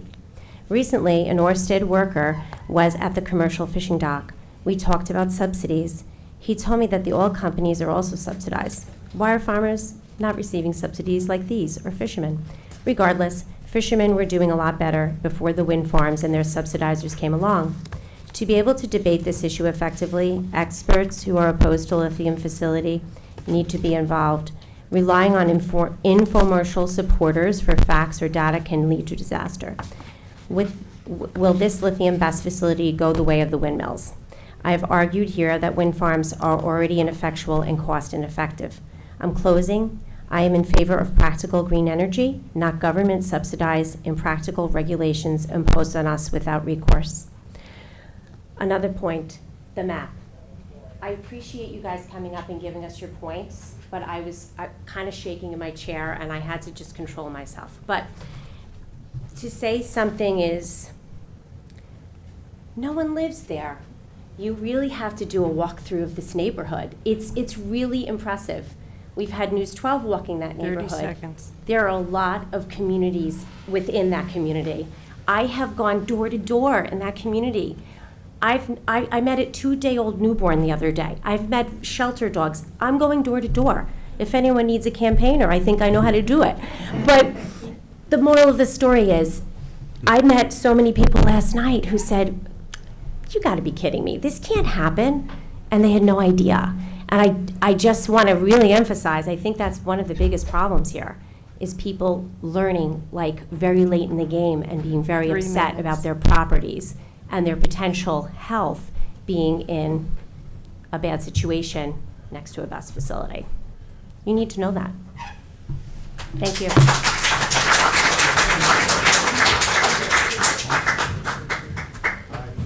Hi, my name is Steve All Crispinelli. right, before you start up, First thing I'd like to say you're is- Steve, right? Yeah, I'm Steve. All right, so Steve, you are followed by Patricia Kelly Stiles. First thing I'd like to say is that let's make sure that we have an understanding that there's a difference between being angry and being scared. This group is not scared, it's angry. And the 2,000 names on that petition are also voters, and you should understand that. And I have 2 things to say. One is called OODA, which you may not be familiar with, but you all use it. And the other is Hanlon's razor. OODA was developed by an Air Force colonel in the Korean War to figure out how to beat the enemy. And he did a very good job of it. And it's been used by industry and by commercial entities, by governments, to figure out how to get to the point of making a decision. Observe, orient, decide, act. We've started with act. The observation did not include the community. Mistake. Feedback. You're getting it now. You didn't get it when you should have. We keep getting told that this is not to do with what's already been done. You can't change that, right? Because you are constrained somehow. 8 years since the malignant issue of having a diner show up at the beginning of this beautiful community hasn't changed, because you can't change the rules. But you can change the rules to get BESS in. Hanlon's razor. Never attribute to malice that which can be adequately explained by stupidity. Stupidity. Stupidity because you haven't looked into things. You've accepted experts. Expert is somebody who lives down the street. You haven't taken a look at things that should have been taken a look at. Now you're telling us we can't change what's already been decided. Baloney. You have the power to do what you want, and you should do it. And you should remember The community needs to be consulted, not after the fact and not by experts. The community is angry. They're not scared. We'll live with this. By the way, observe includes community input. Like, 30 seconds. are there going to be reductions in the values of homes? Real estate agents don't care because if the value of the home goes down, they sell more houses. If the value of the home goes up, they sell less houses, but they make more money. Had that been considered? Did you take a survey? Did you take a look at what the real estate agents would say about putting something this in a residential community? 3 minutes. Did you take a look at that? The sound, 60 to 80 decibel levels. Did anybody put a loudspeaker and then a recording device on similar devices to test whether or not that would disturb somebody sleeping at 2 o'clock in the morning in a residential area? You haven't done it. You haven't done the hard work. The planning board just accepted what should be accepted. You should be ashamed of yourselves. Finally, never attribute to malice that which can adequately explain by stupidity. Actually, I believe stupidity and malice can exist at the same place at the same time. Follow the money. What's going on here? Who's going to lease this property? That person who leases the property still owns it. That money he has to pay back if he gets a loan is guaranteed by the company that is leasing the property. 4 He can minutes. go to a bank who is funding the company that is making the whole issue happen, and he could say, how about lending me $500,000? These guys will pay it off because I have a lease. Steve, you got to wrap up. I will. And where does that $500,000 go? Does it go to him? Does it go to others? Where is the money going? Where's the money coming from? This thing is too big. This thing is a capitalistic enterprise, bar none, which will make a lot of people a lot of money, and we don't know the beginnings of it. This has been secret for too long. The fact that it's been secret lends me to believe that there's something more going on, and it has to do with money. Explain it. Can you? 5 Can minutes. anybody? I bet you a judge can, sooner or later.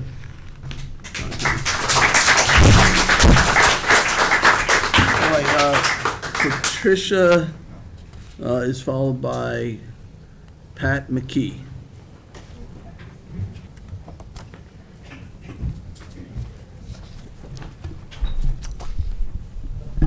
Mr. Supervisor, members of the board, thank you for this opportunity to speak.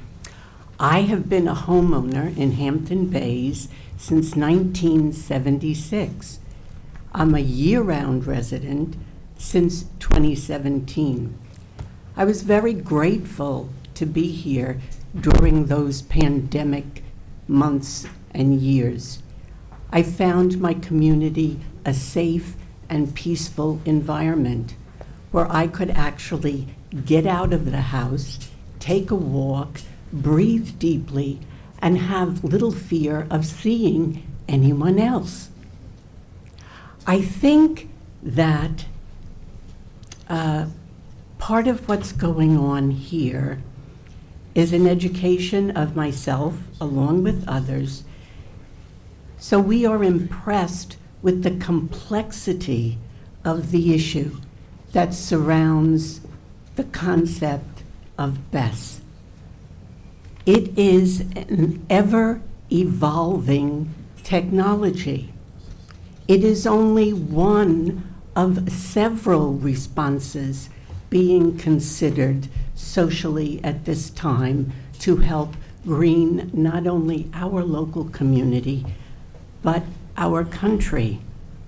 And I think the more we delve into the complexity of the ever-evolving technology for safe battery energy storage systems, as well as the education of the communities that might have them placed within, we become more and more understanding of the concerns. The timing of the adoption of the existing town code of January 2021, having been studied for 19 months, which puts us back in 2019, where many people were concerned about much more than what would be happening with energy, but rather what would be happening with immediate life issues, can easily allow the town board, the town planning board, to understand why the current response may not have been voiced at that time. I would like to say that I support the moratorium that's being proposed by Ms. McNamara. I advocate at this point in time to extend the time period that's stated in the moratorium beyond 3 months. The complexity of what we're dealing with on both sides, the technical issue as well as the community issue, would not be able to be addressed in that limited period. I advocate for the inclusion of Canal Southampton Battery Storage Site in the moratorium. Why? Because the deficits in the plan that the speakers before me and in the reports from both the state and Southampton, Suffolk County need to be addressed. 30 seconds. Especially number 9 and number 10 in the Southampton, in the Suffolk County response.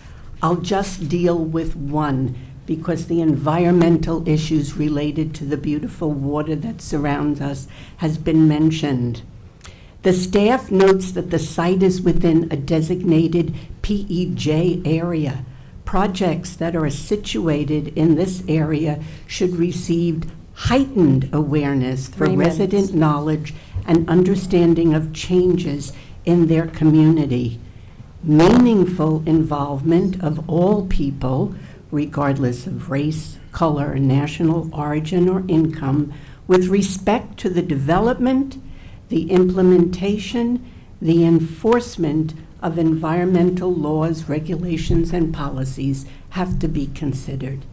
It appears that that significant part of what was going on could not have been considered during our pandemic time, when life as usual was not usual. So thank you for your time. I appreciate the ability to speak. And again, I definitely support the moratorium. I advocate that the time limit be extended and that the supervisor and town board members do their best to educate the planning board on what needs to be done. Thank you.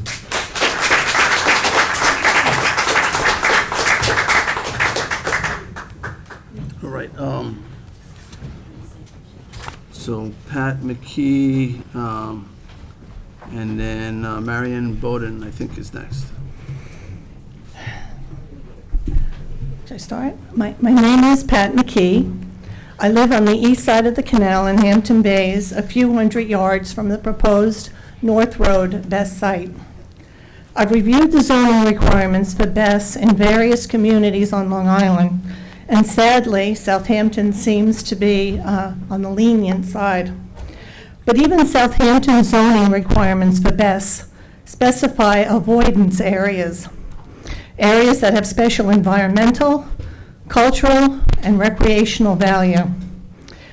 By the town's admission, these avoidance areas should not have a BESS site, and our community meets all 3 criteria for an avoidance area. We're environmentally sensitive, we have cultural significance, and we have recreational value. If you haven't taken the time to visit the community, I invite you to do so. In the meantime, I'm going to take you on a virtual tour. Imagine driving west on North Road in Hampton Bays. The North Road, or the designated North Road Best Site will be on the left, and you'll make a sharp right turn onto Canal Road. Just a few feet, the first thing you'll see is the lock. Now, you may not think locks are very special, but did you know that in the entire United States there are only 171 locks? And the invention of both locks and canals can be traced all the way back to Leonardo da Vinci. After you finish admiring this engineering wonder, you can stroll along our beautiful canal, which connects the Peconic Bay with the Shinnecock Bay and the Atlantic Ocean. Officially, digging of the canal began in 1884, but its history predates colonial times and is strongly connected to our Indian tribes. The reason the area is called Canoe Place is because before the canal was dug, the Indians used the area for portage and had to carry or drag their canoes along the small patch of land between the two bays. As you walk along the beautiful canal, you'll see scores of people fishing and picnicking on the grass. If you're smart enough to bring along a fishing pole, you can bring home your dinner for your whole family. If you keep walking a short distance away, you'll see the Shinnecock Marina with its beautiful sailboats and yachts, and then you'll reach Mashut Beach, which, by the way, is designated as an environmentally sensitive area. There you'll see hundreds of tourists and residents enjoying the beautiful and safe waters of the Peconic Bay. Perfect beach for a family with young children. I myself remember that's where I learned how to swim, and I bet many of you in this room took the Red Cross swimming lessons right there at Mashut Beach. Back then it was, of course, a town beach. Systems like this are needed, but not smack dab in the middle of a residential, culturally significant, environmentally sensitive, and very popular recreational area. The community stands united against this abomination, and I entreat the town board to follow their own guidelines and hear the voice of the people. Thank you.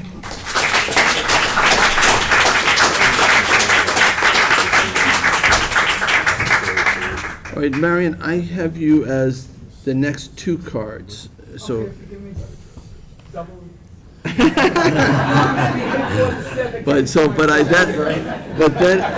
then I have. You can even give me triple. I won't fight you.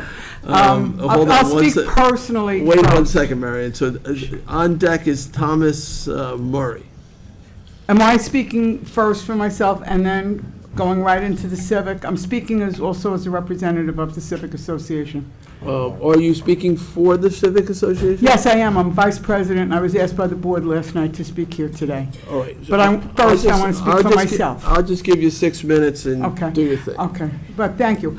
First of all, I'd like to speak to the NYSERDA person. I'm sorry I didn't catch your name. But I want you to notice this craftily cropped map and compare it to this teeny tiny spit of land here, which is what we are talking about. You know, up here it doesn't look very impressive. This is the Shinnecock Canal. This is Peconic Bay with the beach. This is Shinnecock Bay. Okay? This is on top, and everything flows down towards the water with the, you know, if you had the whole picture, I think maybe you would have had a slightly different assessment. I ask you to consider it. I don't know what your assessment will be, but it was craftily cropped. And from everything all the experts are saying, these things are so safe with the New York State codes that I'm beginning to think that the press and various municipalities were lying to us about Warwick. Clearly, it could not have happened in New York. It must have been New Jersey's fault, because everything here is mandated to be so safe. Okay. You are public servants. And when you retire or move on to bigger and better things, whether it's temporarily or for all eternity, your career will be certainly noticed and noted. Public servants, public service, yada, yada, yada.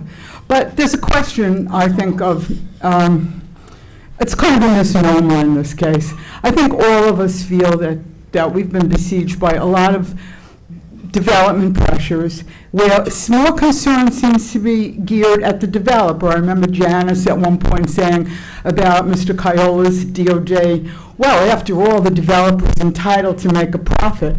Well, is a developer entitled to make a profit? I don't have a problem with that, and I'm not a communist, but he started dissettling his land like 10 years ago in the beginning of the biggest real estate boom out here. So, I mean, I think he would make a profit even if he did nothing with it. But we have a responsibility, yet we seem to feel we do, because even with the Bel Air, when the two developers came in response to an RFP, we were told, oh, well, if we drop out of this, maybe we'll have to pay them for the work that they did. Hello? I mean, come on, this is craziness.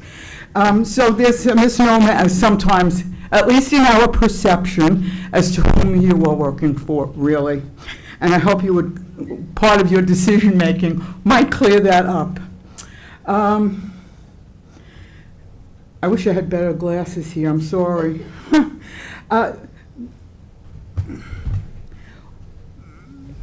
What possessed you to make it possible to put this here? I guess that's another thing that truly bothers me. This is a residential area. It's zoned R. Anything that begins with an R is either residential or resort waterfront business. It's not light industrial, it's not manufacturing, it's not anything.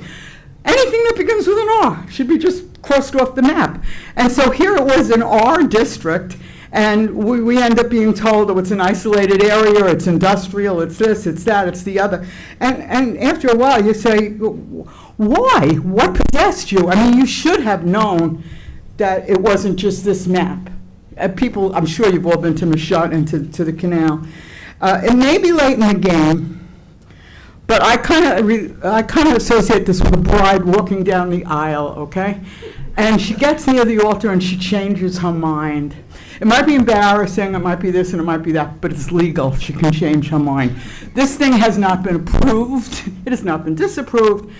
But I don't know what the reluctance is, where we can't include this in the moratorium because it's so close to the finish line, yada, yada, yada. Heck, we haven't reached the altar yet. We can turn the ship around if we have the will.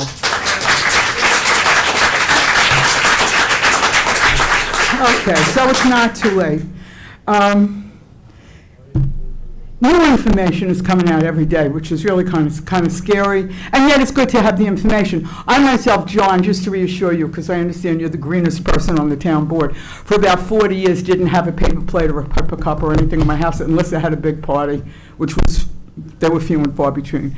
I've backslid a little over the last couple of years, but not much, not much. So my PSE&G bill is $89 a month. I think that's pretty good. So I think I'm very aware of my role in the environment, my own personal role in the environment. So I ask you, as public servants serving the public, to include the Best Canal in your moratorium, whether you can do it today in this schedule, or as you seem to indicate, Jay, that you have to have another public hearing and another blah, blah, blah, blah, blah. And I also ask you, for the future of the town of Southampton, please change it so that these things cannot be considered in anything that begins with the letter R. I should think of something R for what? I don't know, but I can't think of it.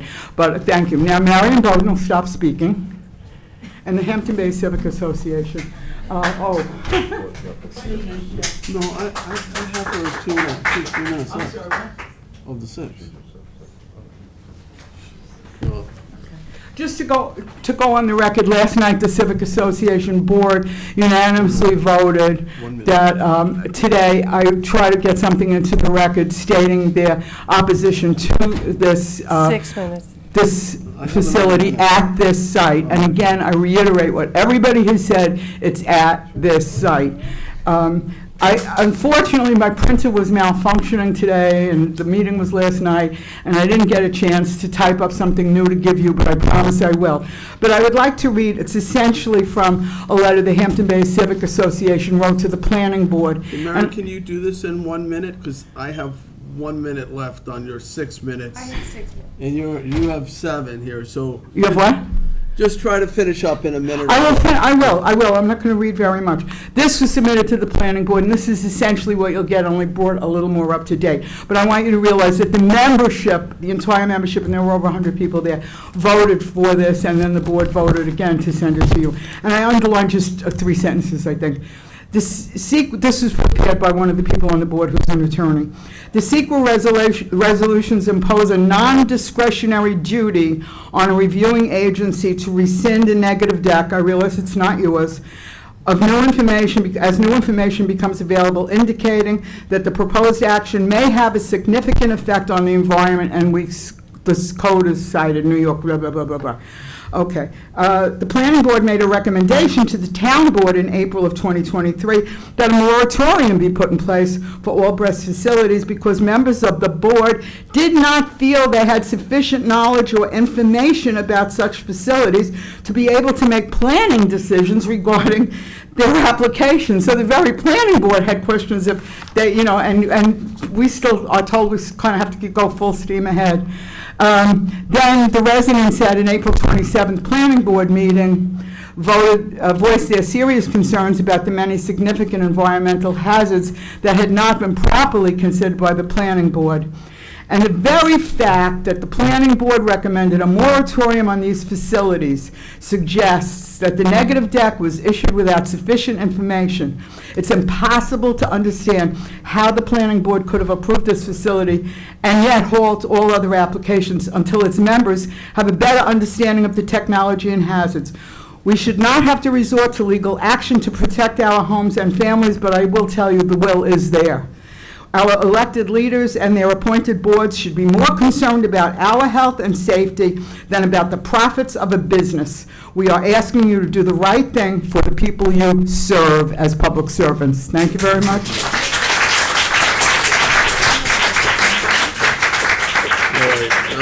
Thank you, Marion. All right, so Thomas Murray, followed by Nicholas Petrakis. Thank you. Thomas Murray, 7 Lawrence Avenue, Hampton Bays. I first came to the canal area and enjoyed it in 1947. It's got a wonderful history and I hope a bright future. 2 things. I'm not going to say much. I want to comment on something and then I'm going to ask a question and I'm going to give you a definition. And the comment is I strongly support all this concern about the location of North Road. And I want to commend Bill Muir for this document that he wrote. It was excellent, well-researched, well-composed, and very informative, laying out a very challenging and difficult topic. Bill, nice job. The second thing, I have a question, if I'm allowed to present one. The moratorium does not include the North Road location.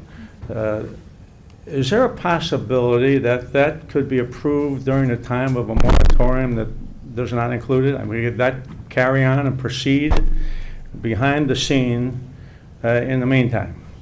Do I make is it clear or unclear question? So what we're hearing today is a moratorium on, it's a 3-month moratorium on any new applications. So when the town put the zoning in place, we didn't pick this property, we didn't pick any properties. Yeah. We just said certain types of properties were suitable, and you had to meet certain conditions, and the owner of this property or the company that is working with the owner to try to develop here picked this property primarily because its location next to a substation, and felt that it met the criteria and put forth a proposal which the application was deemed complete by the planning board, because all these have to go through the planning board. They completed the SECRA, which is the State Environmental Quality Review Act, determined that they didn't see adverse impacts from it. Now, based on new information, the planning board may reverse that. In fact, there's probably a likelihood that they will reverse that and then trigger more environmental review, and the possibility that they could determine that they can't address all the impacts, whether it's the evacuation issues or other types of firematic issues, and they could deny the project. That could happen. Meanwhile, the board could consider a different moratorium than the one in front of us today. This one will stop all new applications, but we could look at this property and say, okay, the planning board can continue their review, ask all of their questions. Maybe they're gonna ask for more secret, reopen the secret, but we could say, you know what? We don't want the building department to issue a permit here. We don't want a permit for this because we might want to change the code, and in that code change, this might turn out to not be an appropriate site. Or maybe under certain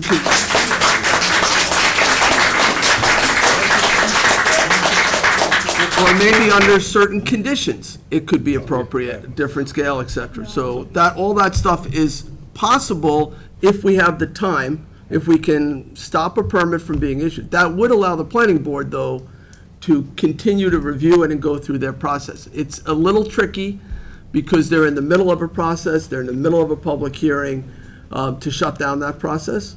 But again, you know, these are legal questions, and it's something that the board can consider. Could the board stop the planning board in mid-track? It's a legal question, I don't know. But the board can certainly stop the issuance of a building permit. But that's not what's in front of us today. That's something I think that's worthy of consideration. The concern we have is not in front of you today. Yeah. This can't go around, and all of a sudden, we're all told that passed. If this moratorium is approved, If this the moratorium, planning board continues to process, Answer. and if the planning board finishes their process, and once they close that hearing, they have, I think, 62 days to make a determination, and then it would go to the building department to issue the permit. Unless there's a moratorium that stops the issuance of that permit. So I stated, clarity on this? I stated at the meeting when you all spoke, when we said that it was not included in this moratorium that we're hearing about today, that I would like to include it in the moratorium. I do have a resolution drafted for a 6-month moratorium that does include this property, if the board is so inclined.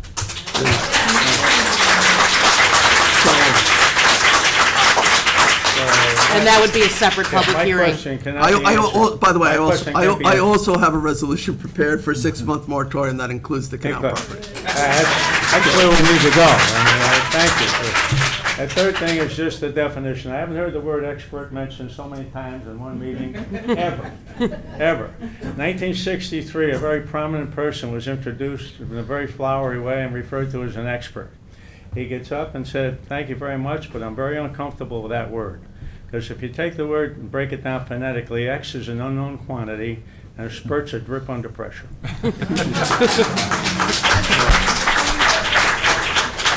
Jim, I was going to say, do you want to comment on Just on the that? point of the 62-day period, whether if this board includes the present application in the moratorium, I do believe that even the language as proposed today's moratorium, under 314-7, it talks about statutory authority and supersession. I believe that language would stop any tolling of the, it would toll the requirement for the planning board to make the decision within the 62 days, I believe. I'm fairly confident that that provision there allows us for a brief supersession of the town law that applies to the 62-day period. So, but right now, it's adjourned indefinitely at the planning board, which I don't know that they can adjourn it indefinitely, public hearing. They're gonna eventually have to re-entertain it. And my understanding is that they are actively considering changing their secret to either a conditioned neg deck or a POS deck. POS deck would trigger an environmental impact study. All the issues would be identified. If there'd be scoping sessions, it will take a while. And if they are not addressed, the planning board has a mechanism to simply deny the project Right. So because they could not mitigate the concerns. Right. I'm So- just addressing that specifically the 62-day period, which I think Mr. Murray was bringing up. But as you say, Mr. Supervisor, if the planning board changes their secret determination, that pushes any kind of decision from the planning board, far down the road. The moratorium that I had drafted, it removes them as an exclusion altogether and includes them in our process, so that going forward, if we enact any changes in the code, they would have to comply with those changes. Right. We just have to make sure Yeah, both this board and the mine is planning board similar. makes any decision that has This to be would- based on sound evidence. But this and- would remove it and- from the planning board's purview for them, while the moratorium It is in tolls effect. the planning board's action, and it also tolls the, if the planning board was at the point, I'm not exactly sure where they are. The supervisor They have an said open that they're- public hearing. Open public hearing. There was some concern that they were at a point where they're almost reaching a point where they have to have closed the public hearing, and then once they close the public hearing, they do, on the state town law, they have 62 days from that point to make a decision. But with the moratorium language in here and our supersession language, I believe that has the ability to toll that period for. Is that in the moratorium that we're hearing today? Yeah, or- it's in there. It's the same language. It's good language. It's All right, so we can, 314-7. we, all We right, I mean, could there's- adopt the same language if we want to include the present application in a moratorium. And this language would apply, and I think we could rely on this language to toll any. But they would still remain in this as an exception, in the current moratorium language. It's in there as an exception. They They're an could- you mean exception it- to this chapter. Right, but yes, well. They would not be party to this To the, moratorium. as presented. But Yes, you're but if we talking- change it and we Sure. remove them as an exception, we would freeze everything. And back in April, when we discussed a moratorium, I think the planning board made it clear that they were not comfortable making a decision. So this would put it back on the town board to make sure that they had the training that they needed, they had the information. We would look at the code, we get input on the code, we address the code, and then everything is included Right. in Well, that the planning code. It's the board is- specific reason why you have a moratorium. in The this planning board is situation. putting together questions for the applicant. They're trying to get answers to the very questions that the Yeah, community is exactly. concerned These are- about. these are all legitimate And they may issues do that that we- through the secret process, which is also another pathway to either approve or deny the project. So we have a lot to discuss. Yeah, and we're not the only municipality facing this. This is like we said, it brought up Warwick. Meanwhile, meanwhile, we're in the middle of a public hearing on a moratorium that does not include that property. But we'll continue to discuss this later to decide, based on the comment today, whether we should approve it as is or modify it or starting with a Have a new different. public hearing. Have a new public hearing. All right, so I got Nicholas Petrakis, I think was. Supervisor, I'm here to speak on fire safety. If you'd like me to defer my comments to the end of the public hearing to make sure that I can answer everyone's concerns, or I can talk. I'd rather have you come and speak, but if you're an expert on that issue, I might want to have you stay available so that I could bring you back to address questions. But, okay, and then next will be Marty Listle? Thank you, Marty. All right. Mr. Supervisor and members of the board, thank you for having me. I am the expert in fire safety. I know you just mentioned that word expert. My name is Nicholas Petrakis. I'm a professional engineer. I am also previously, before joining the group that I'm representing today, Energy Safety Response Group, I was the Assistant Deputy Director in the New York City Fire Department Sustainability Unit. And what I did in New York City is I reviewed battery energy storage systems in a place that is extremely urban, densely populated, like New York City. And I kind of had something I want to say. I don't really want to talk on a lot of my talking points other than to mention that where everyone is now with all of these concerns, I think they're absolutely warranted because I was there too. I sat in that seat as a regulator, as a public servant back in 2014 when this technology first came to New York City, where we had integrators coming to us and they told us, these aren't going to go on fire. These are completely safe. And the principal founder of my company, ESRG, who's actually retired lieutenant from hazmat operations, was sitting in the room with me. He said, prove it to us. I want you to prove that the system is not going to go on fire. So what we did as a group with the fire department, and which I'm very proud of, we worked with Underwriters Laboratories, that Bill had mentioned is a reputable independent third-party company that actually made a test method to burn these things, put them on fire and see what happens. This is not a completely novel technology. This test has been around for some years. This technology is evolving like any technology is, but there's a tremendous amount of information that has been released ever since that technology has been in its infancy. And I want to talk about one of the important things because first of all, I want to say I am very happy to see the members of Southampton come out and join together to speak on something that they are concerned with. I think it's kudos to you. When I was in New York City, I didn't hear any sort of public comments. I was just getting it from the other side of the table. But I do want to mention that the 2020 New York State Uniform Fire Prevention Code was ahead of its time. The 2020 edition was based off of the 2021 International Fire Code, which is still in effect today for energy storage systems. And I believe it is one of the most stringent all-encompassing regulations for energy storage systems safely. Unfortunately, the Warwick incident happened, and I'm not going to sugarcoat it. It happened. I saw it on the news. The second I saw it, I was like, this is terrible. This is bad. But I saw a silver lining in it. Every single one of those firefighters went home that day. The event that happened in East Hampton, every single one of those firefighters went home that day. What about the residents? What happened, and I will get to that, because I do have some News 12 articles. We can't go too much into, because I'd rather sit back and see what happens with the investigation, but I do want to talk about that. There was a mention of the Arizona incident from Mr. Arnold, which is actually one of the incidents that shake the entire industry in Peoria, Arizona, when an APS facility deflagrated and produced an overpressure because of a thermal runaway incident. 4 of those firefighters did not go home to their families that day. They went to the emergency room. Thankfully, they're alive. They're back in service, thank God. But the events that happened in APS triggered a wave of changes to the International Fire Code to NFPA 855, which is not completely unchanged since 2019. They actually had a tentative interim agreement to change the requirements to make sure that they have safety incorporated to build a robust system. And I hate saying it because I could see it when I'm mentioning a successful failure. The incident in Warwick, every single one of those people went home. They did not have to do a mass evacuation. They did evacuate the baseball field out of an abundance of caution. The Warwick Fire Department did a tremendous job. We greatly love what they did. They were defensive. They didn't use an excess amount of water, so we don't have to worry about water runoff and containment. There was concerns about the smell.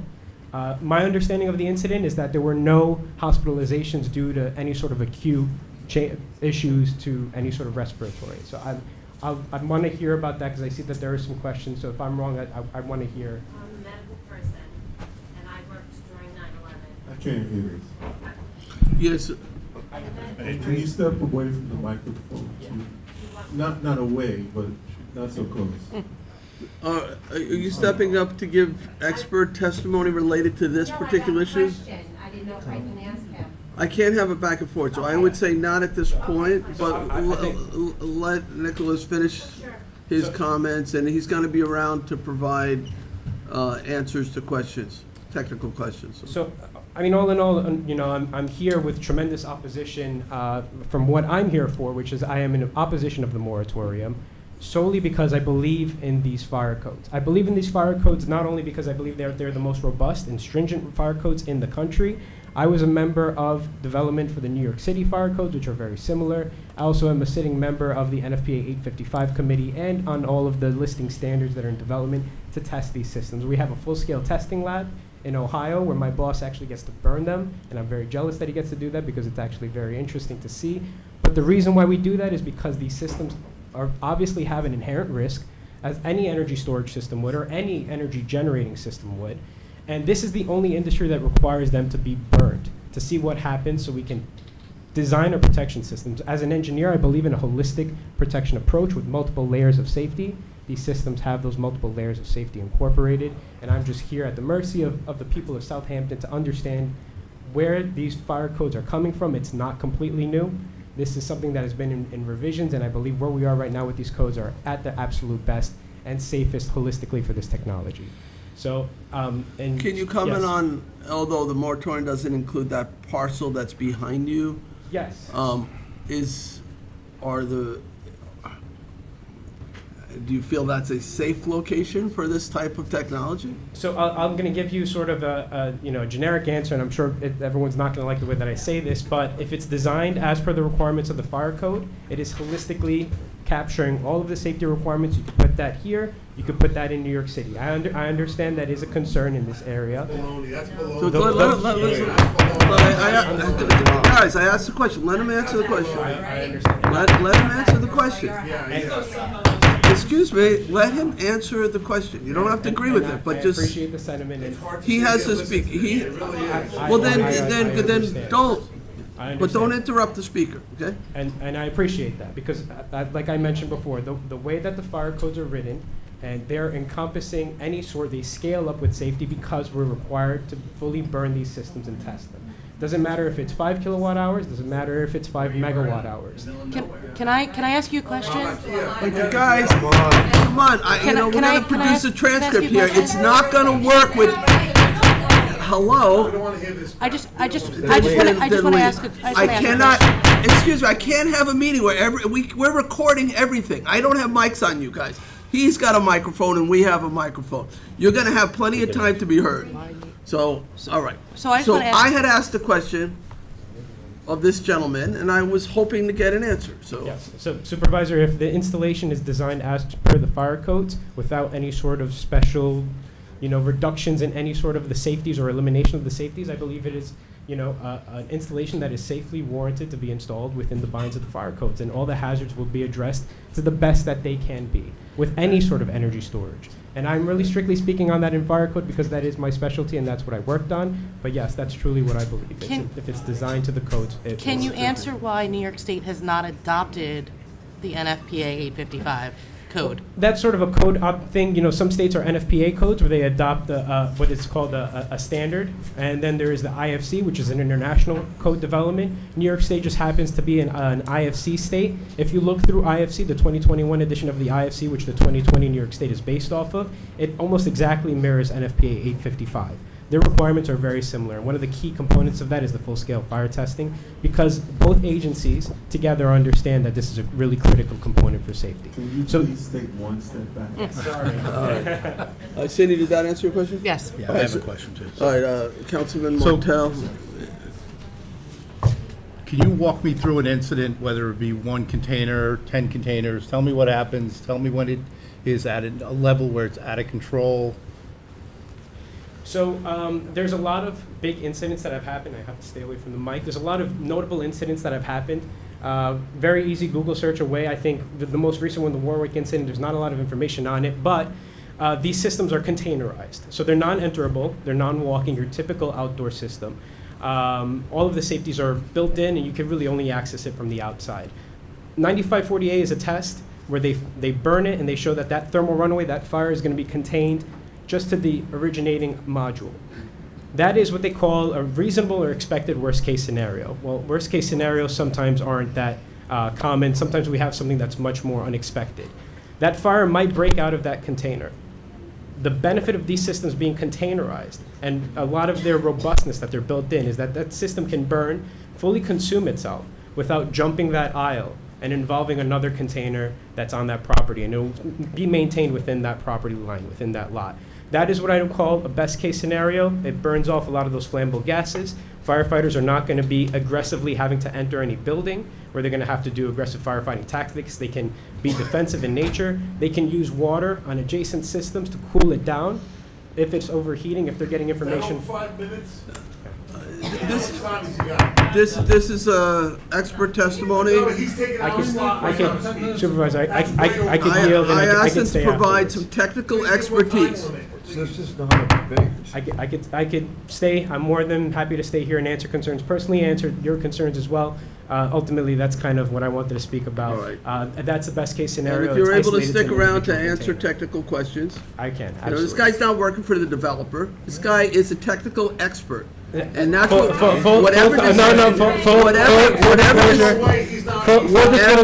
this, So no, Go full ahead. disclosure, I am a safety consultant to this project itself as well. That should have been disclosed in the beginning. Oh, you should have said that. That should have been I said at the apologize. beginning. You should have said that. We are working with the developer. You should have said that. We are safety consultants for the industry because we believe if there's a failure, it would be a tremendous black eye to the entire industry. All right, should have thank been- you, that thank should have you, been disclosed Nicholas. from the beginning. Have a seat. Yeah. I mean, if you have a financial interest in the development, you really need to disclose that. Check your pockets. All right. Who are you talking about? Me? Excuse me? All right. All right, so Marty List. Hello, my name is Marty. And hold on, you're, Dolores Riley is to follow. D. Riley. Okay. My name is Marty Listle. Thank you for letting me speak. I'm not as eloquent as the fellow before, but I will say that I've been a supervisor on many industrial powerhouses, including 2 nuclear sites. And these things were the safest thing you could possibly imagine. They had every kind of every kind of precaution, and this, guess what? Every once in a while, they went down, and it happens. It just happens. No matter what he says, and no matter what he says about the safety and stuff like that, it happens. The other thing I'd like to say is that they're constantly changing the formula of these batteries. So how can you say that we have all the technology to take care of this, but now we're going to change the technology of it.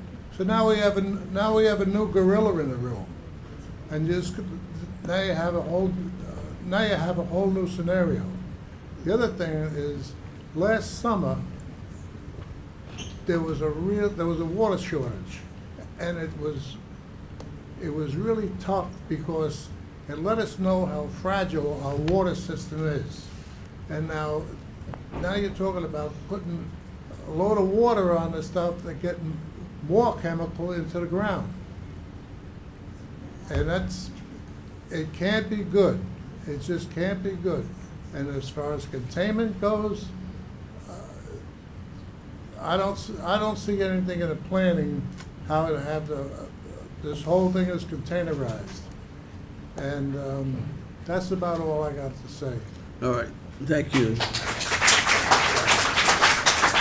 All right, Dolores is followed by Lori Verdeschi. Hi, thank you for your time. Dolores Riley, 12 South Valley Road, Hampton Bays. Thank you for this. I love this. I talked at a bunch of other meetings, and one of the things I said was, and I didn't say this, but I'll say it now, if we, all the Hampton Bays residents, were to receive something like this before it comes here, it would make our lives so much easier. And one of the things I did mention at a previous meeting is that I have never seen a map that I have been able to follow. And I honestly think with the overlay district, I might have supported that, but I couldn't figure out what on earth anybody was talking about. So just a couple of things.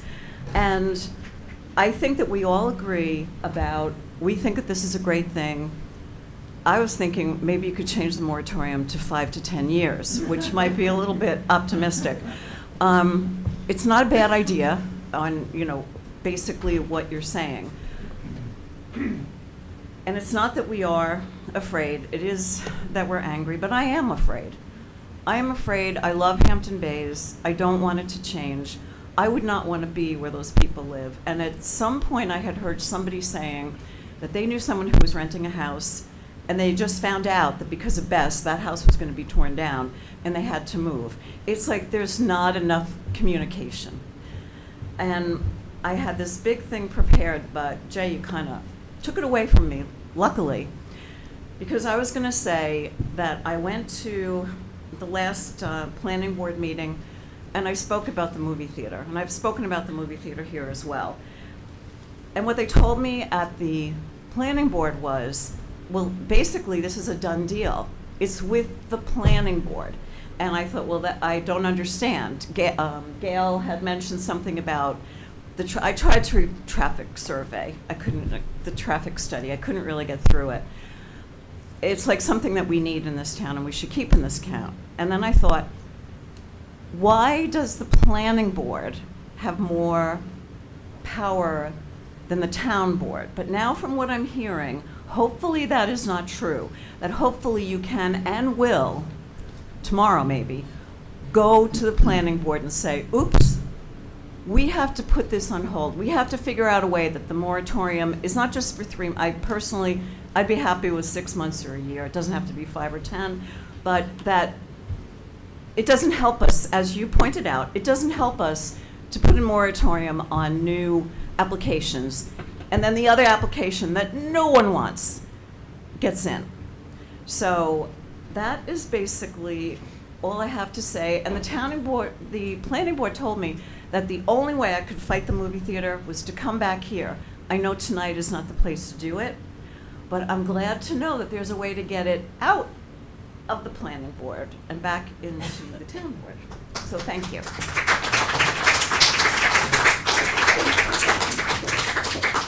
All right, Lori Yes. is next. You are followed by Bill Oberker.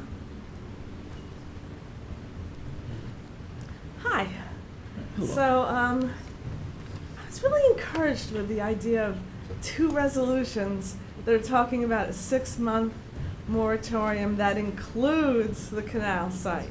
Can we just talk about that? Like, can you guys talk about, seriously, I know, there's 5 members of the board. I'm learning all this stuff as we go along. If you have a resolution and you have a resolution, 3 others of you could maybe speak to that and like what you think about that, and it would be really a nice like back and forth. Because I came and talked about BEST before. I have a whole bunch of, I could list my issues. I have you've heard most of them. I have maybe a different take on here or there, but I would really love to hear you speak. That was really nice there when you were talking to us about what you might be able to do. Could I just give you some of my minutes to tell us more? No, we're gonna After public portion. Right, this is Okay. an opportunity for you to speak. Okay, Right. all right. If there is a different moratorium, we have to introduce a resolution. I haven't seen Councilwoman McNamara, she has not seen mine.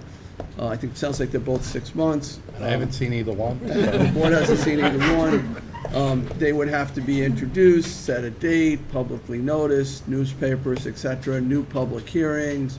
There's legal considerations, depending upon exactly how it's written. Everything goes to Suffolk County Planning Commission. When you have moratoria, they get a voice here too. They can vote yes or no. They vote no, you need a supermajority to override it. There's a lot of procedural steps. Right now, we have a hearing today on a 3-month moratorium on new applications. And Seems like that would be a slam We're in the middle dunk, of that right? public hearing. And I don't even know if it's middle. I think maybe a third of the way through, so.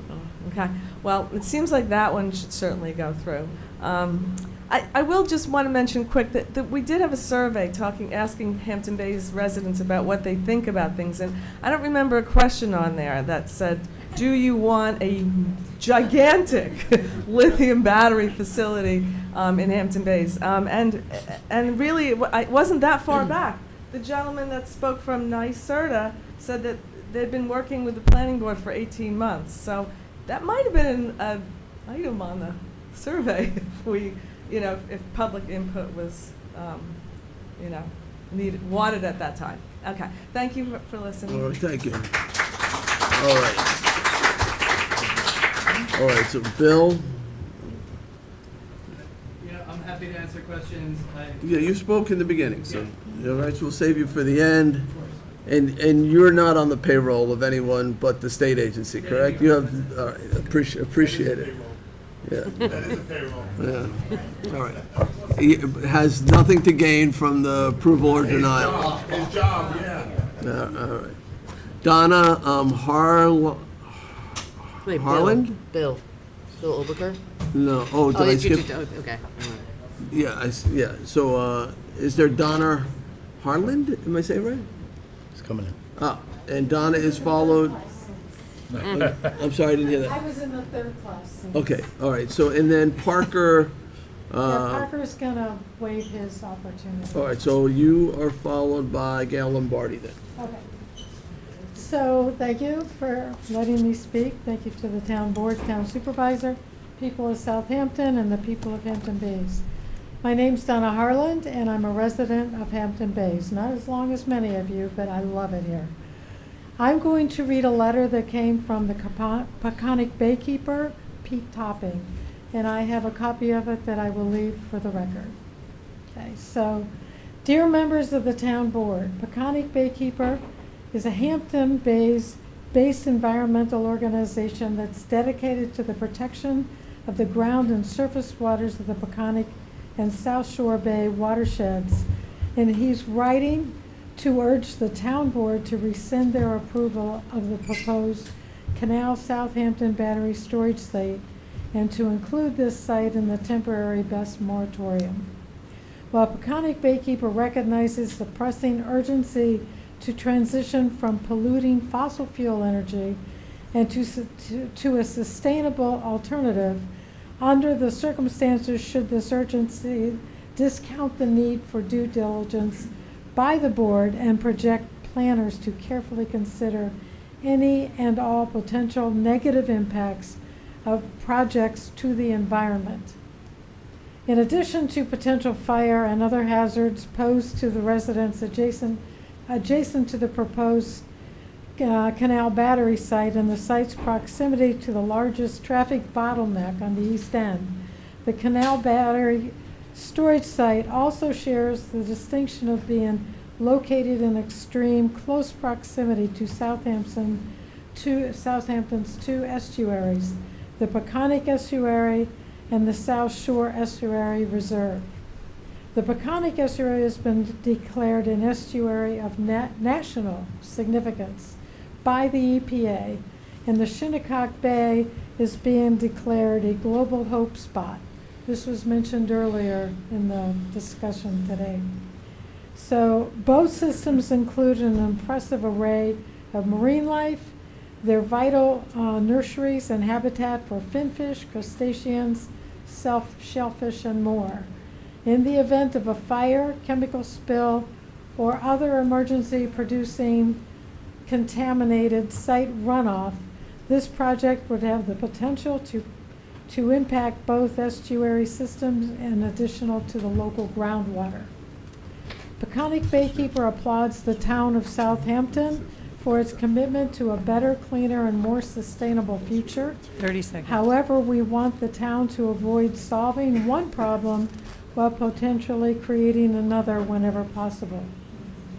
We must remember that it's been a long road of environmental injustices that have gotten us to the climate crisis that we face today. It will be an equally long road to adopt and implement solutions with caution and prudence necessary at every step. 3 minutes. As such, we find the site of the Canal Battery Energy Storage System a less than ideal site location due to its proximity to the town's most ecologically important waterways. Thank you.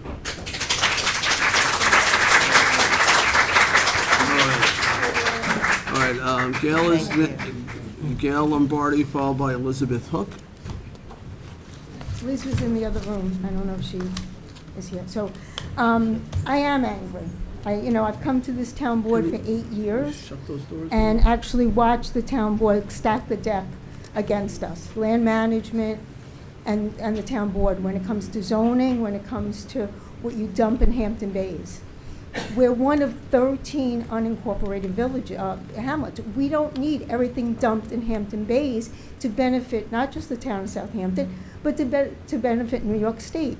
And with all due respect for the fire person, my family and friends perished in 9/11, and they're still dying from the air and quality and getting sicker every day. So I'm offended that somebody would say they know it's safe, because that's what my friends and family were told in 9/11. I'm a city girl. So that's very offensive.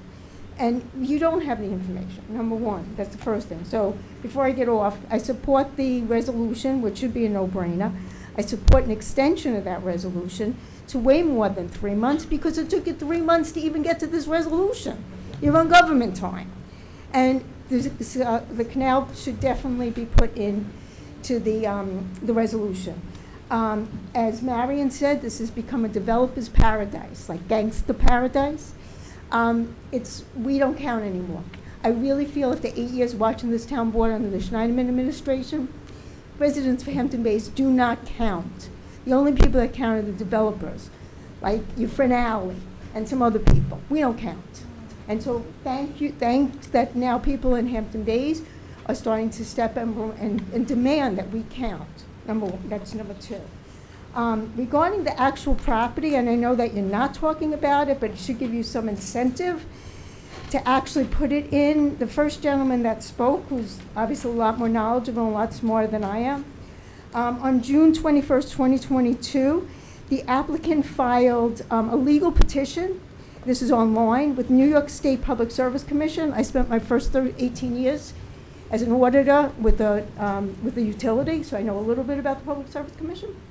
To file a certificate of public convenience and necessity, and to approve financing. The financing is $73 million that they want to get government funding to fund this.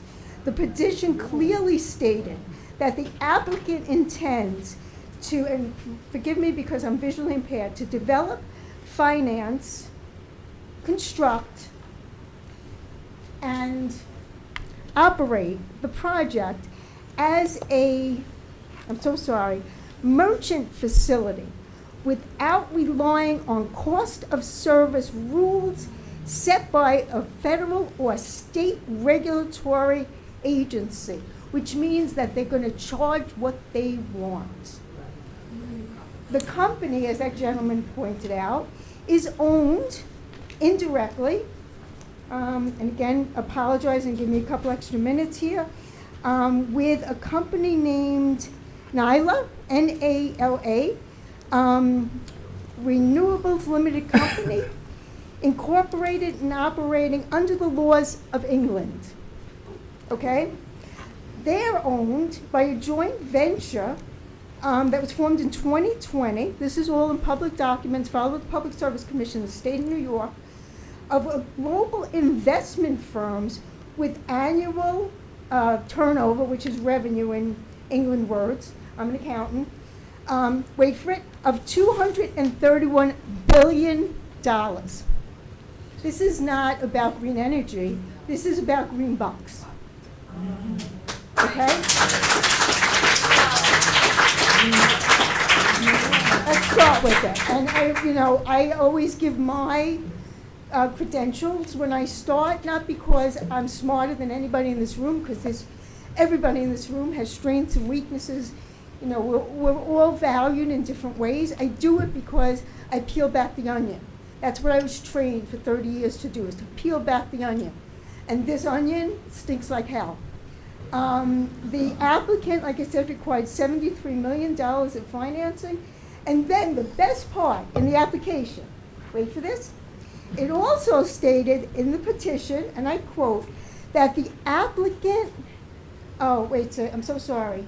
It also stated that the applicant plans on using lithium-ion batteries. It never talks about the phosphorus.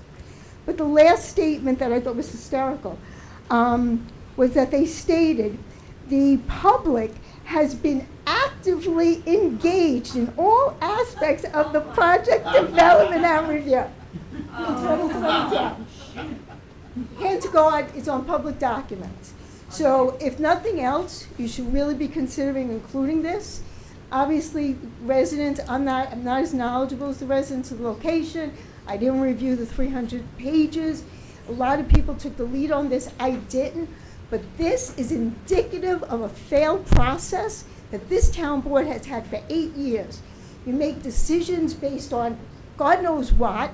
You put the same emphasis on something like a battery storage system that you do on a stop sign it is a broken system, because you have land management, which is made up of like 3 people recommending things to you with incomplete and inaccurate information. You appoint the planning board, which mostly political appointments, and the same 3 people advise the planning board of what they should and should not be doing. It's a broken system. A moratorium should be put on all land use and zoning until you fix the system. Thank you.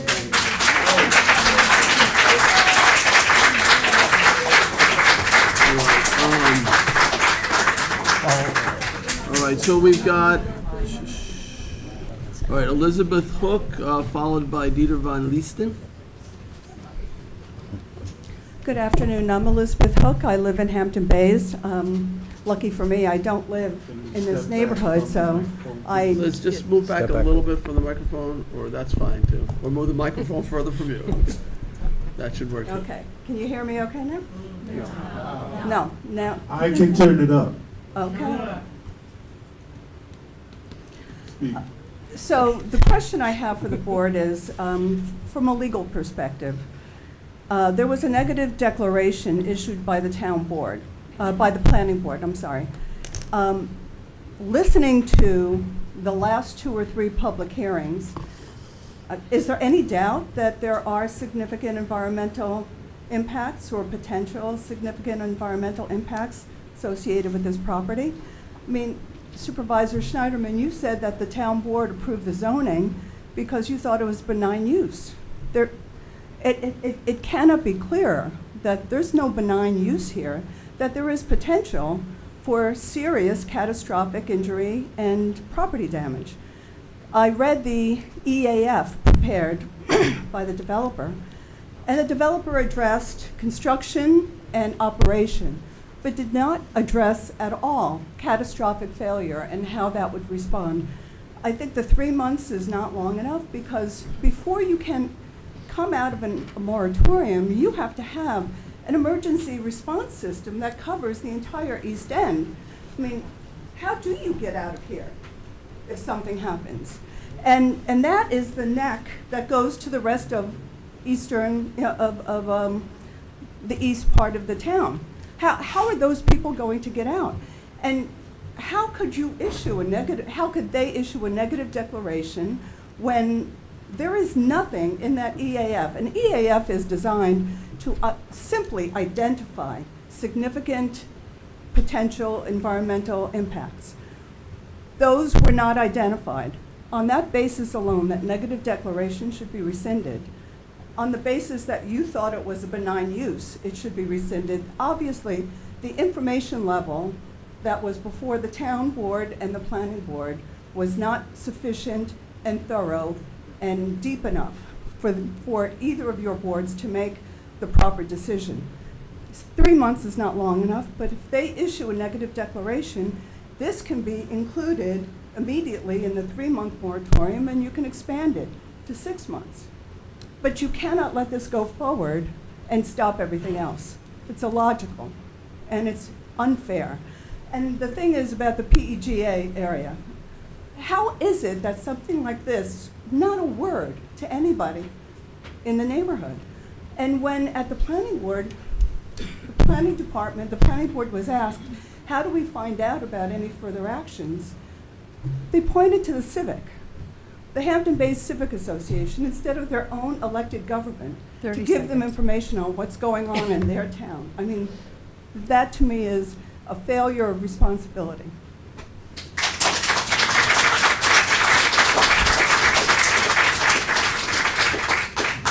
Dieter von Liesten, and Dieter is followed by Lynn Arthur. My name is Dieter von Liesten. I've been a resident of Southampton for 50 years. As Sustainable Southampton Green Advisory Committee co-chair, it's been my privilege to work alongside Southampton town staff and elected officials concerning implementation of the town's sustainability plan. While the committee has accomplished many goals, working closely with town staff over my tenure, our recent success is demonstrated by looking at the NYSERDA Clean Energy Community Leaderboard, where Southampton Town is currently ranked #1 in Long Island.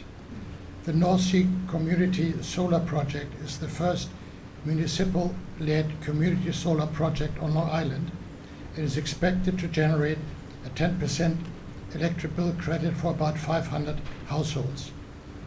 Choice Community Aggregation, CCA, will provide town residents with a choice of electricity for renewable sources we expect at the same or lower prices than what residents are currently paying.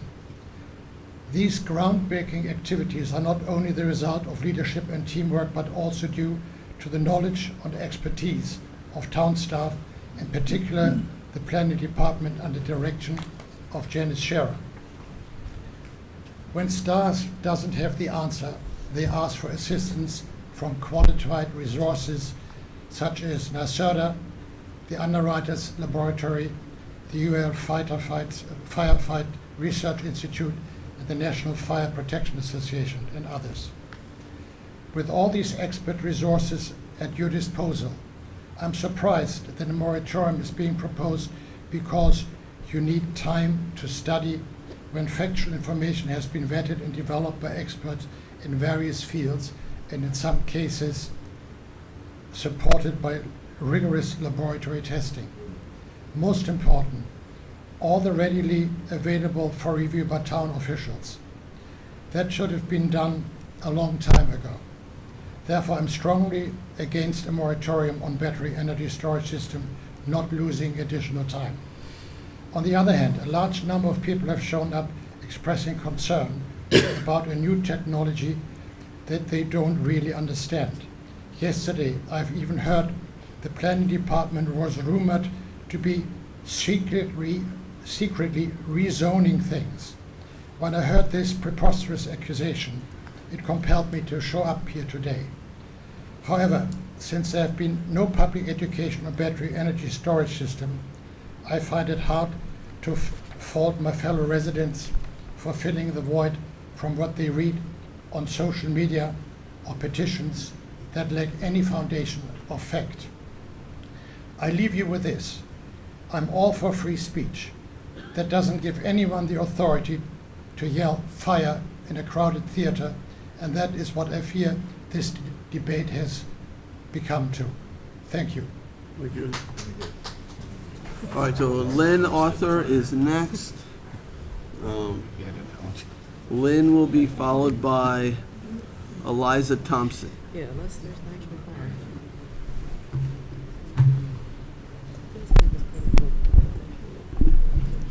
Hi, my name is Lynn Arthur. I'm also a member of the Sustainability Committee where I chair the Energy Subcommittee. And I'm here, though, speaking on my own behalf, not on that from the committee. So whether you are an elected official or a member of an appointed board, I don't expect you to be experts on everything that comes across your desk. Most of you, for the most part, are legislators, or in the case of the planning board, administrators. What I do expect is that you have the judgment to differentiate between anecdotal information versus facts that are research-based and proven via rigorous testing.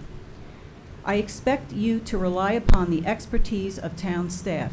And as Dieter said, there's a lot of credible organizations that they can call on. University professors tell their students that Wikipedia is not acceptable as a source for research. So how do you think they'd respond to opinion pieces from social media?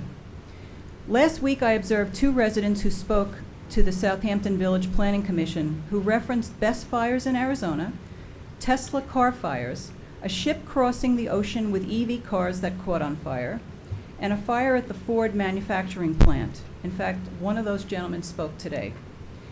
However, what he neglected to say was that what they all had in common was that their battery chemistry, nickel, manganese, cobalt, from the same manufacturer, LG Chem.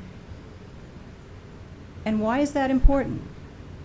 A manufacturing problem at the cell level puts all products that use that cell at risk. The best proposed for the canal project is, wait for it, lithium iron phosphate. Not all lithium batteries are the same. I know you've heard that several times today, and I'm sorry to be repeating. I have attached 2 documents to my testimony for the board's consideration. Both contain detailed technical analysis and recommendations funded and sanctioned by the Arizona Public Service Commission and the Underwriters Laboratory Firefighter Safety Research Institute. I'd like to conclude with stating that I have personally been involved with assisting the town conduct public education funded by NYSERDA grants. New York State has lofty goals, but nowhere does there appear to be funding for best public education. I would have thought after the offshore wind experience with the Montauk fishing community, a different outcome.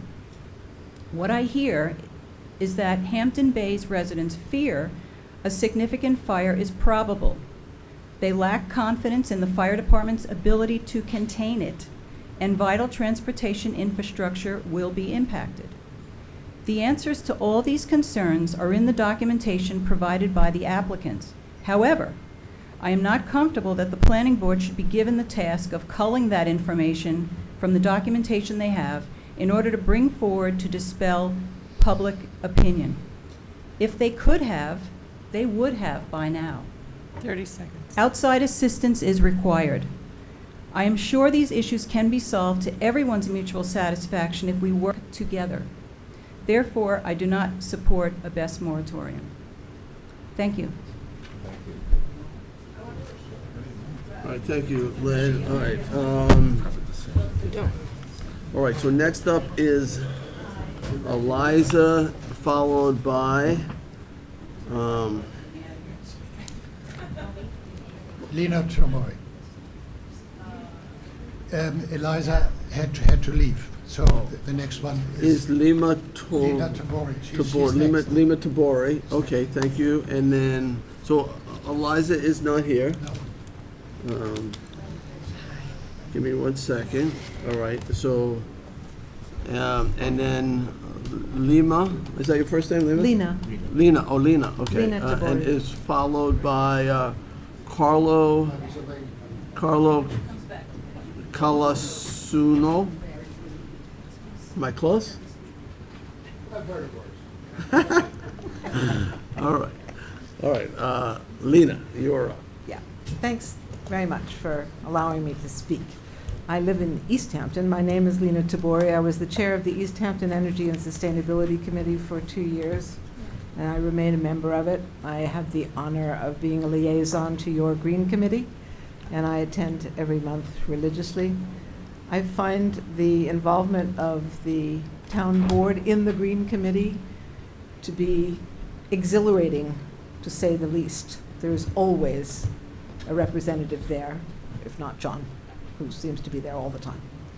So I also run a climate change resources website. I've been doing it for 5 years. It's a resources website called Climate Change Resources, and it's useful to bring up only because I read all day long everything about climate change all the time.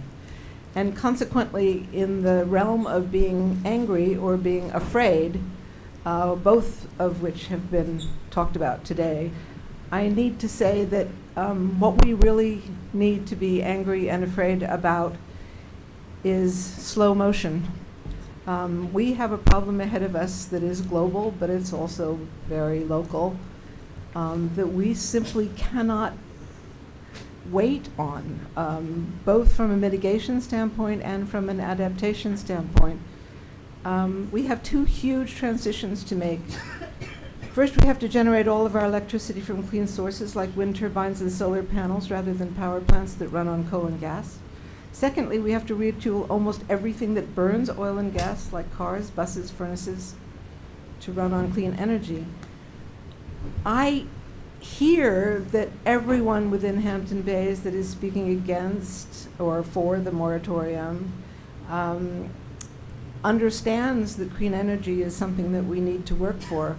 The whole difficulty that I perceive throughout the nation, and certainly it's a problem locally as well, is that we all agree that we have to do something about it, but every time we actually have to do something about it that relates to us specifically, it becomes very complicated. And I think this is the realm of disinformation that enters our world at that point. So I don't think this is the time for moratoriums on anything which slows down our movement to reduce greenhouse gas emissions, unless it's a moratorium on moratoriums, which I would probably support. Like all technologies, BESS, battery energy storage systems, it has a life cycle. Consequently, BESS electric codes, building codes, fire prevention training, and the comprehensive emergency management plan that is related to it, it's all going to evolve. As we learn more from the experts who diagnose and test how battery energy storage systems will behave in various configurations, and experts is my key word. I'm very used to the idea that the town board relies on experts, and not only relies on them, but has them within its own structure. And I think we've got to rely on them. We cannot confuse ourselves with information that comes from anybody except experts, including our own. 3 minutes. We rely on them to advise legislators and members of our own board. You need to wrap up. Sorry, okay. I just wanted to say that the East Hampton BESS incident that we had a few weeks ago, this is one that was completely contained, as was mentioned also earlier. We're waiting for the understanding of how that fire occurred, even as it was contained. And I'm as eager for that as all of you are. So I thank you very much. Thank you. Thank you. All right. Carlo, and you can tell me how to correctly say your last name, And you are followed by Georges? Mhm. All right. Good afternoon. I want to thank you for allowing me to come up here and say a few words. My name is Carlo Colasuno. I'm on 119 Highland Road in Southampton. I'm not a full-time resident.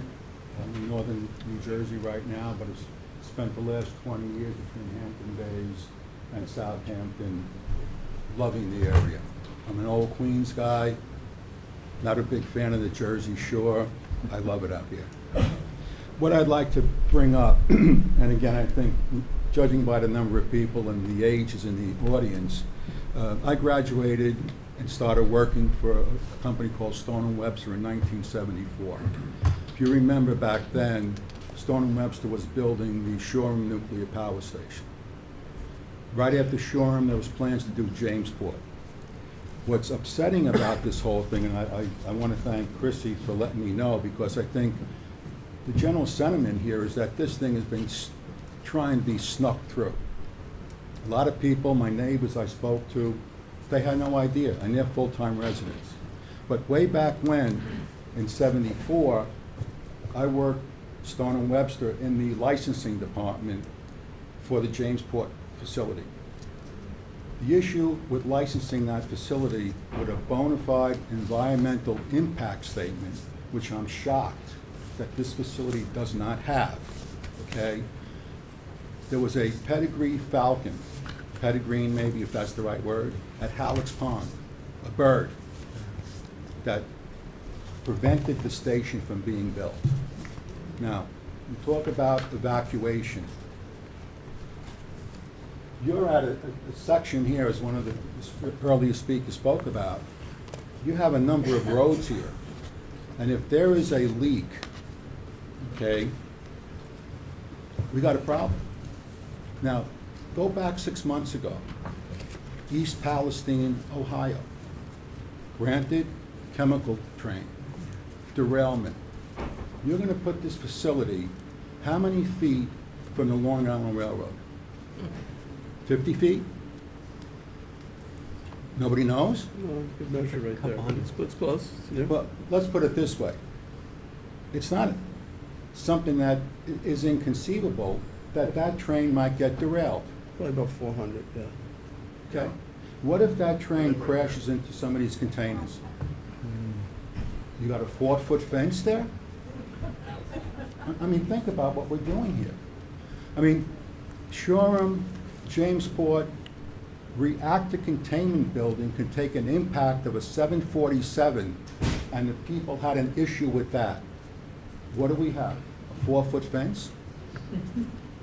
And think about the terrorists and the people who were trying to do harm. Now, again, I'm a degree 30 electrical seconds. engineer. I'm with you guys. We're technocrats. We're always the numbers and that type of thing. But how did that fire start in Warwick, New Jersey? Rain? You got to be kidding me. Rain got into a containment, and you're telling us that these things are robust enough? 3 minutes. Honestly, I'm late to the game here. I know you people have a lot on your plate, a lot of different projects, but somebody on the planning board should be drilling into these issues. So you're going to have to finish. You're past 3 Another minutes. thing, I spent 40 years calling in the power industry. Con Ed, Public Service, Linden Cogen, Astoria Generating, Astoria Energy, all of those plants I went into. Do you know what 80 decibels are like? Any idea what 80 decibels are? OSHA requires workers in those plants to have hearing protection for 4 80 minutes. decibels. Has anybody measured the sound pressure level of these facilities? I hear Montauk Highway, and I have a hearing problem. All right, so you're at over 4 minutes at this point, so. Well, the other thing I want to bring up is this. I'll give you 30 more seconds. All right, thank you. We talk about this LLC. It's not green energy, it's the money. And let me tell you something. I called on facilities that were owned by GE. GE got out of the generating business, and who shows up? Hedge fund people, people who couldn't care about maintaining those facilities. I seen it. I seen maintenance budgets go down the toilet bowl because the new owners were concerned about the bottom line. 5 This minutes. facility goes in. Fast forward 3-4 years ago. Sir, the you're 2 people- minutes past your 3 minutes, so All right, look. we got it. We got it.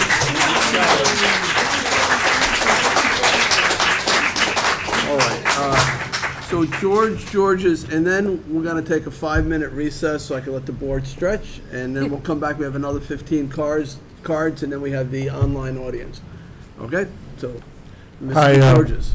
Hi, my name is George, and I didn't think I was going to get up here and speak today. I had nothing planned to say, just kind of off the cuff. I'm a resident here.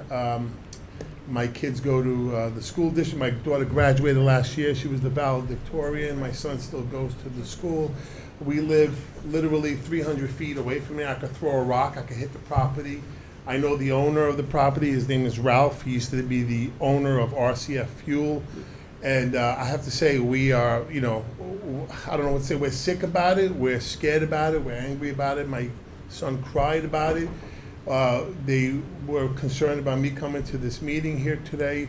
It's appalling, and there's a lot of like these maps don't do it any justice. I live right there. Me and my son, we go for walks every day. We ride the bicycle around there every day.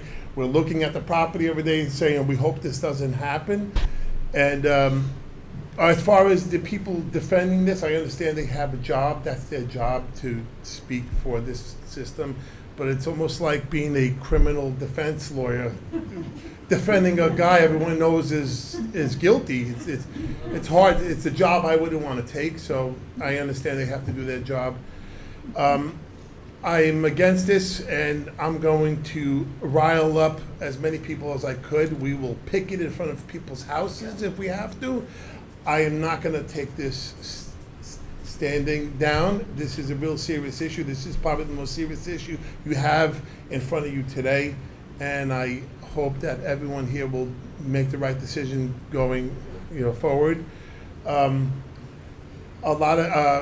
had to, years ago, I had to send letters around to all my neighbors when I had to do something with my shed, and I never received a letter or anything. I had to hear about this through social media and a petition. I don't know how this came to be to this point. I want to say, and of course, not in my backyard. If you're not from this town and you're defending this, please get out of here. Take your attitude, take your ideas, and get out of here, and come back with some sandals and a beach towel.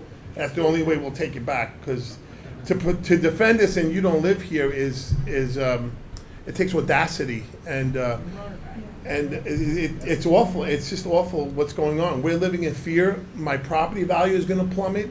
My whole life savings. Our health is at risk. I don't care what they say. There's always a risk involved, and that's all you got to do is say is that there's a risk. If there's a risk, and this is a residential area, this is not a good idea. This is a natural disaster waiting to happen. And if it happens on your guys' vote, or your guys' power, or your guys' decision, that's always, it's gonna stay with you forever. I mean, this is just a bad idea. Please, I ask you to please vote for this moratorium. For this, our residents are scared, and we're nervous, and we're angry, and it's just not fair. It's just not fair, and this is big business, big money. I understand. You have the power to, if you have the power to make a decision that changes, please do it. Sorry, I didn't have anything planned to say. This is doing this off the cuff. All right. So, Charles, what's our count online? Do you have a rough sense of how many more speakers? One person. One person, okay. So most people actually came out. So we have about 15 more cards. Some of them may not actually be here. We're going to take 5 minutes, let everybody stretch. We've been at this for 3 hours now. We're here to the end, but I want to give the board an opportunity to use the facility or whatever they might need. So, all right, 5-minute recess. Do I need to call a vote on a recess? I don't. 5 minute recess. As long as you promise to come back. I might But need, let us know. Sonny, do I need a motion to recess? I need to go down and drink some of my coffee. Jim, do I need a motion to recess? You've got an attorney at the table. He can advise you. That's his job.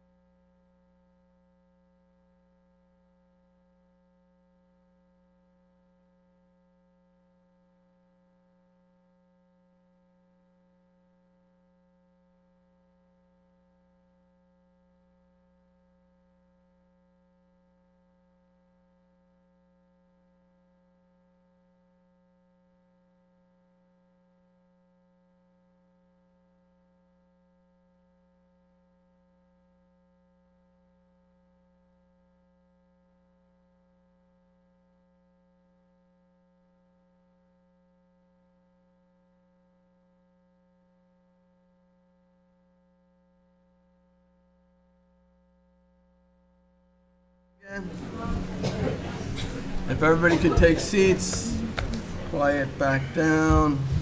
All right, so I think our next, we're in the middle of a hearing on the battery energy storage system moratorium. Looks like I gained one more card here. I'll add that. We still have somebody for public portion. So we got quite a long evening ahead of us.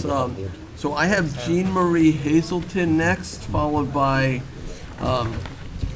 Josh Poulakis.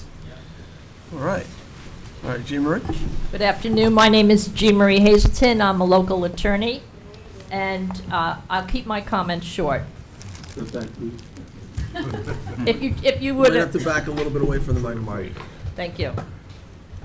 I just did a little research online, and one of the things I looked at was the town of Medway battery energy storage system feasibility study, and just making a few quotes under their fire remediation. They said there is no feasible way to eliminate the risk altogether. A comprehensive BESS safety plan is needed to address foreseeable hazards when they occur. A gentleman from New York State, I believe, he said when these systems do fail. He also said, yes, there's a chance. What happens when a catastrophic event does happen? So it's not a matter of if, it's just a matter of when. And so if we're looking at this very sensitive area that connects all of the eastern Long Island, east of the Shinnecock Canal, railroads, the canal, Sunrise Highway, Montauk Highway. I mean, what happens if they are shut off? People can't get out, but people cannot get in. And they're relying on our firefighters, which are wonderful. Our volunteer fire department. If you continuing to read, there was a Chris Towski, who was a representative of the fire department for the city of Cambridge. He said, if we get an alarm for an ESS fire right now, it's going to be a crapshoot. Firefighters have to go in with hazmat suits. I know some volunteer fire department members, and they don't keep full hazmat suits in their car when they respond. It's just not fair to expose our fire department to the risk, and just we depend on them. So I would urge you to support this moratorium, to support Jay's moratorium, to support Ms. McNamara's moratorium, and to use every tool. Fight this thing with every ounce of your body. I don't care what the cost it is to fight this. You must fight this. Thank you.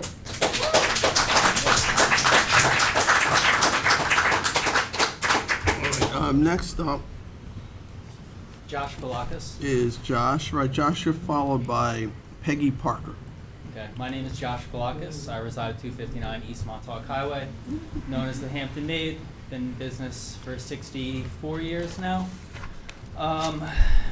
I would say thank you for this opportunity to speak, but I'm not grateful for it. I shouldn't be here.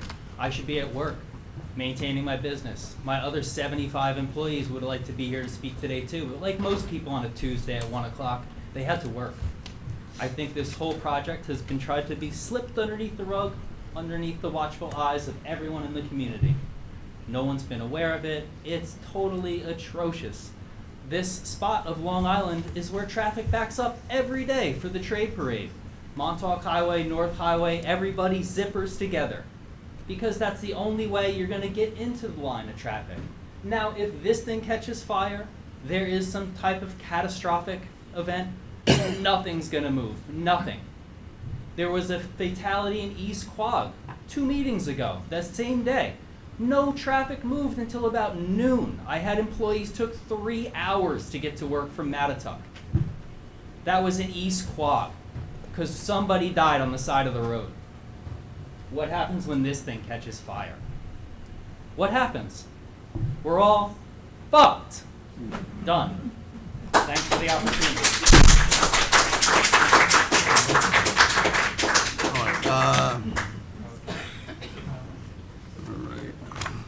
All right. Peggy Parker, followed by Paul Sassa. All right, Paul is gone. All right, James Parker, is James Parker still here? Yeah? Okay. Was that a yes on James Parker's here? No. All right, how about Linda Henley? No? Robert Calvito, you're here. Okay, so we got Peggy followed by Robert. All right. Is Peggy? Peggy's not here, though, right? Oh, Peggy's not here. All right, Robert, you're next. How about Mary Beth Moore? No? Lori, your Calavito is next. Okay, perfect. Well, good afternoon. Thank you for the opportunity to speak. Longtime resident, Southampton. My property lays between the borderline of Hampton Bays and Southampton. I'm approximately a half a mile from this proposed project. I just learned of the best project last week from Kristen Millenhausen, who knocked on my door, thankfully. I've been busy teaching here in Southampton for the past 25 years, and I probably taught many of your children. I don't get out much. But recently retired, school teacher 25 years, and I'm a concerned citizen of Shinnecock Hills. I have just a few points to make and agree with many of the speakers who have already spoken and disagree with some of them. The planning board needs to do their due diligence and not give this project the green light. As a previous speaker stated, something is not right here. The facts stand for themselves. We as concerned citizens are going for the truth, and so should this board. Do the right thing. You have the power to make for the change that is needed. On a darker note, if this facility was to catch fire from natural or unnatural causes, the Shinnecock Hills and the surrounding areas will go up like an inferno. With all of the dead and fallen pitch pines, we have a problem. Evacuation will be nearly impossible, and for those citizens, like our previous speaker just said, who have had the good fortune of sitting in traffic during the morning and afternoon rush hours, this will be much worse than that when you have most of the Hamptons trying to get to safety. The planning board needs to squash this entire proposal until they do their due diligence. Placing this facility at the narrowest part of the east end is not wise. Your chain is only as strong as your weakest link. We have just identified that link. Thank you.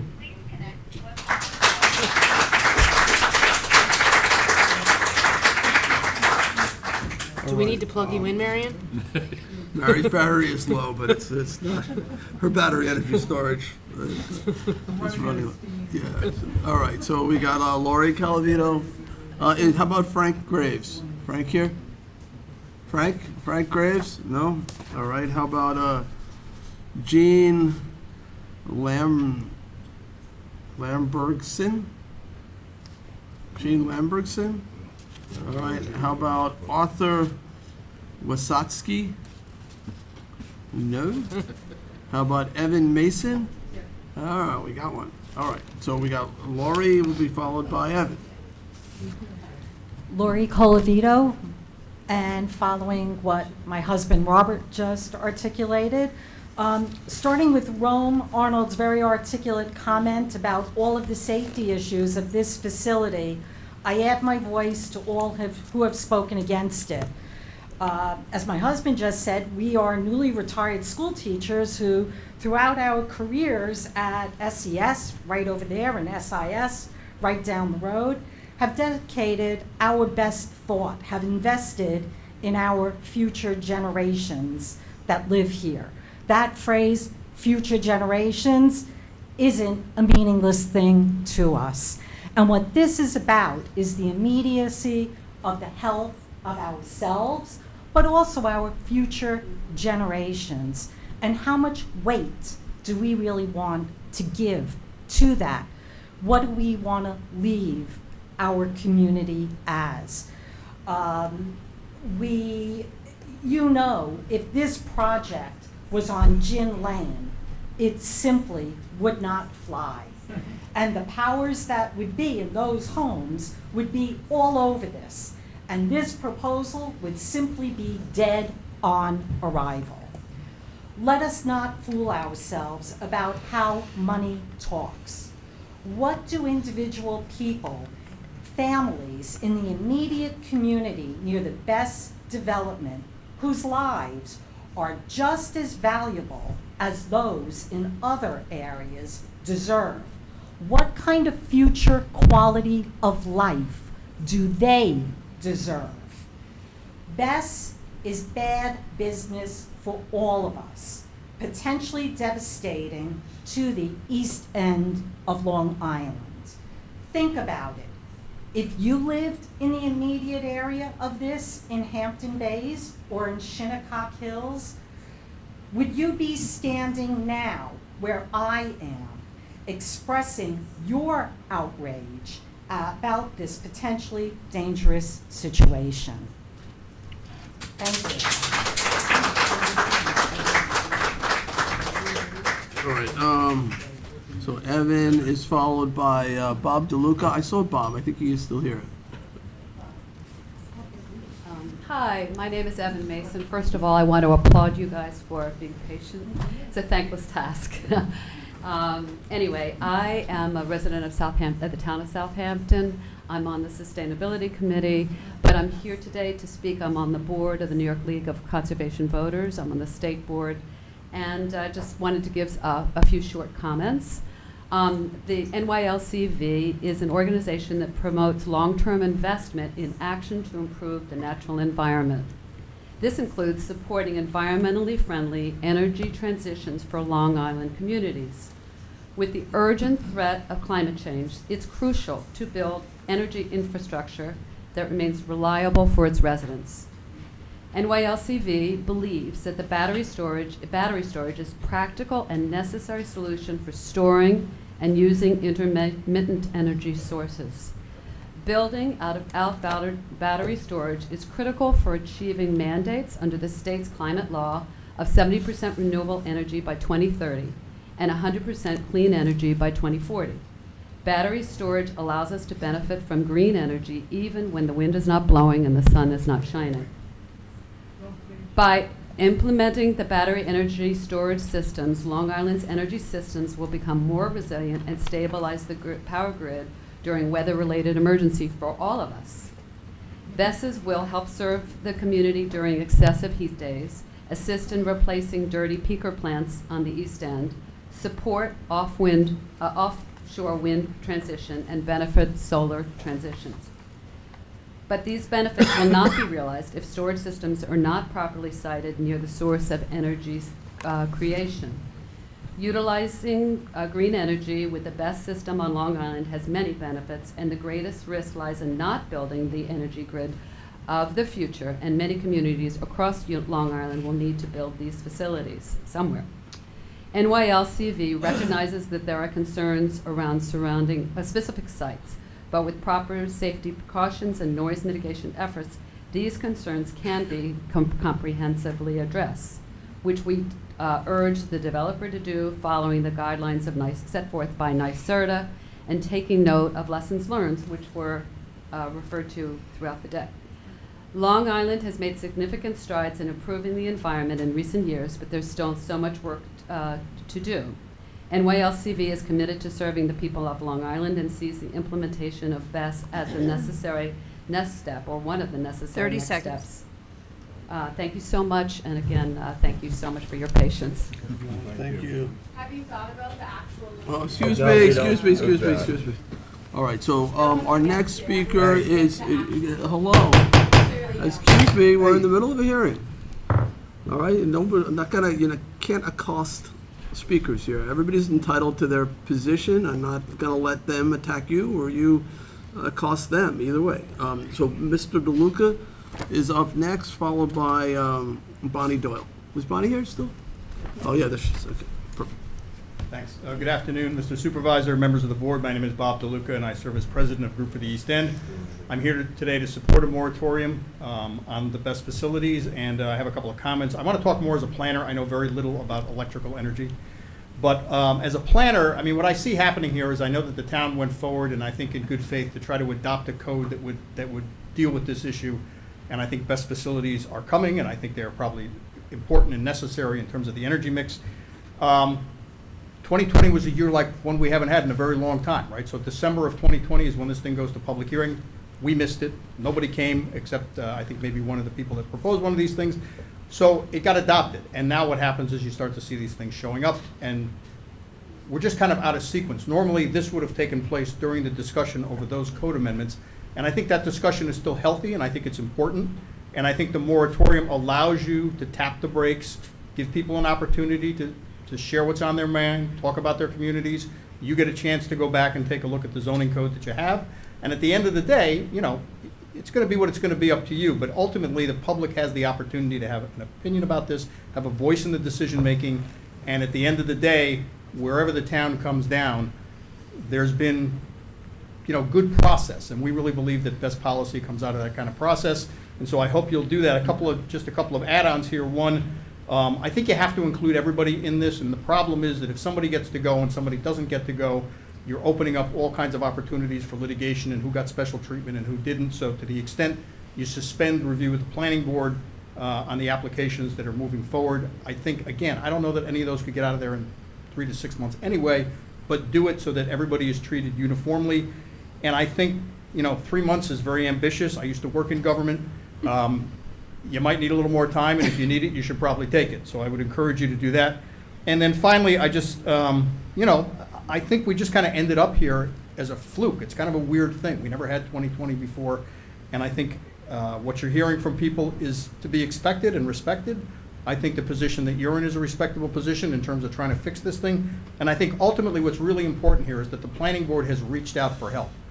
And they need some kind of guidance here. What I understand from the planning board is that, you know, they realize these are important and significant decisions. They want more guidance from the top, which is you all.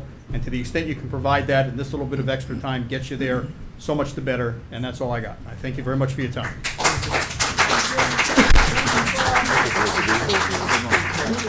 All right, so we've got Bonnie Doyle and then Craig Millenhausen. Hi. Hi, Bonnie. Bonnie Doyle. I live on Lawrence Avenue, right here in Hampton Bays, and I'm going to point out where I live, which is right here. No? North. It's not perfect?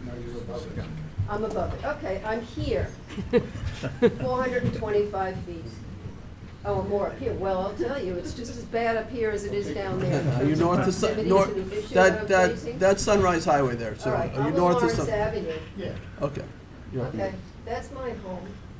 And I understand that there is a 90-foot setback from North Road for this particular development. That's very, very close to my home and our entire neighborhood, our entire community. I support the best effort, but this should not be in a residential community. And I've been involved with this town and spoken at this podium a number of times. I'm a big supporter of Sustainability Committee. Lynn knows me. This does not belong in a residential community. And I want to talk to some of the reports that were generated and information requested through this process. First thing I want to talk about is the RFP from PSC&G Long Island. That happened in April of '21.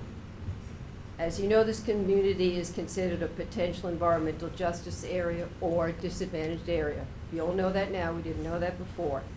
This is what PSC&G Long Island said should be completed by the respondents, Canal Southampton, before all of this starts rolling. Number one, respondents should discuss the extent to which disadvantaged communities would receive benefits from spending on the account. I don't see any benefits. They talked about scheduling and development. The proposal must include a description of community benefits and evidence of community support. Clearly, that is not happening.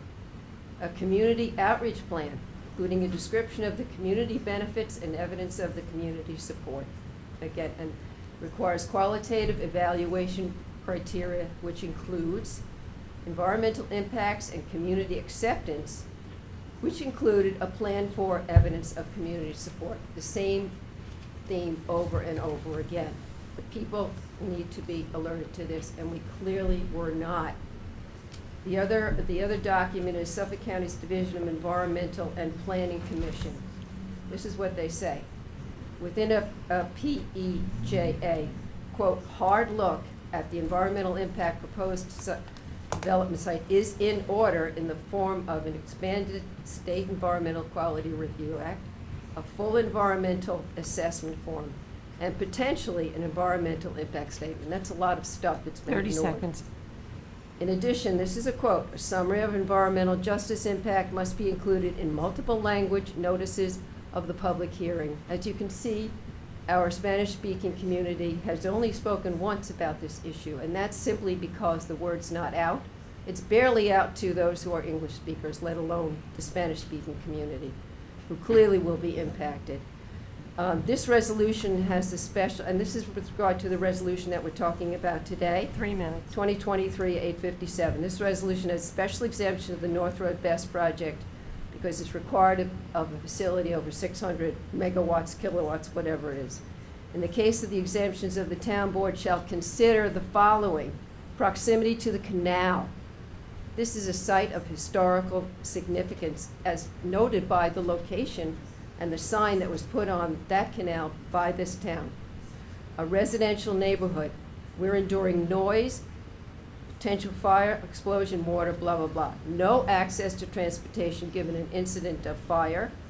Non-industrial character of this neighborhood. None of this has been considered during the special exemption. No determination of hardship. All of these are supposed to be reviewed. Given these points, there should not have been a special exemption granted to this. This is a pre-submission site application submitted by Canal Southampton in 11/21. Benefits cited are, quote, provide tax revenue to the municipality for many years. There is no mention of community benefits as required. The site plan special exemption application, this document has an affirmative check. You have to wrap up, you're 4 minutes. Oh, I'm sorry, in. okay. It appears to the community that the oversight has been lax, and this project was fast-tracked without appropriate involvement of the community and adherence to the many requirements of Suffolk County and the Town Board and PSE&G Long Island. The residential area is not an appropriate location for this project. Please stop the project and stop ruining our lives. All right, so Craig, you're the last card I have, and then we'll go online. Okay, I won't be long. My name's Craig Millenhausen. I've been a resident here for 57 years. I just raised 2 kids. One graduated from college and one graduated from high school this year. I'm not going to keep everyone longer. Everyone's got valid points. We're not arguing about green energy in the BESS system. The biggest problem here is where it is. It's in the worst possible spot you could ever put it. Look at the size of our town. Look where else we can put it. We can't hear Maybe we can put it at the airport. We're not- Speak louder. Maybe we can No, put it at the airport. You can speak as loud as you want, it won't record you, so. Maybe we could put it near the airport. It's county-owned. I'm sure they could squeeze room for it there. Somewhere else, that is the worst possible spot to put it. Once again, we're not arguing that things are going to evolve. Don't put it there. That's it. Simple. It's so simple. Keep it simple. Thank you.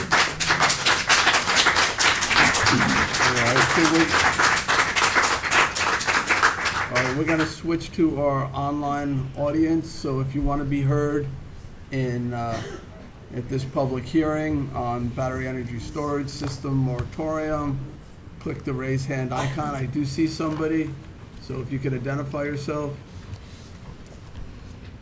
All right, we don't hear you yet, so we're going to make sure your mic is unmuted. Is it unmuted now? Yes, I can hear you now. Okay, I'll stand back from the laptop so I don't blow everybody's ears out. I apologize for not being there in person today, but I felt the need. I listened to every single speaker. I think the common denominator here is scared and safety. I've spoken before, I am a 20-year volunteer with 2 ambulances, and I have previously been a chief. I think, I appreciate the time that you let us speak, but however, I want to bring up something that I think would help us all in this.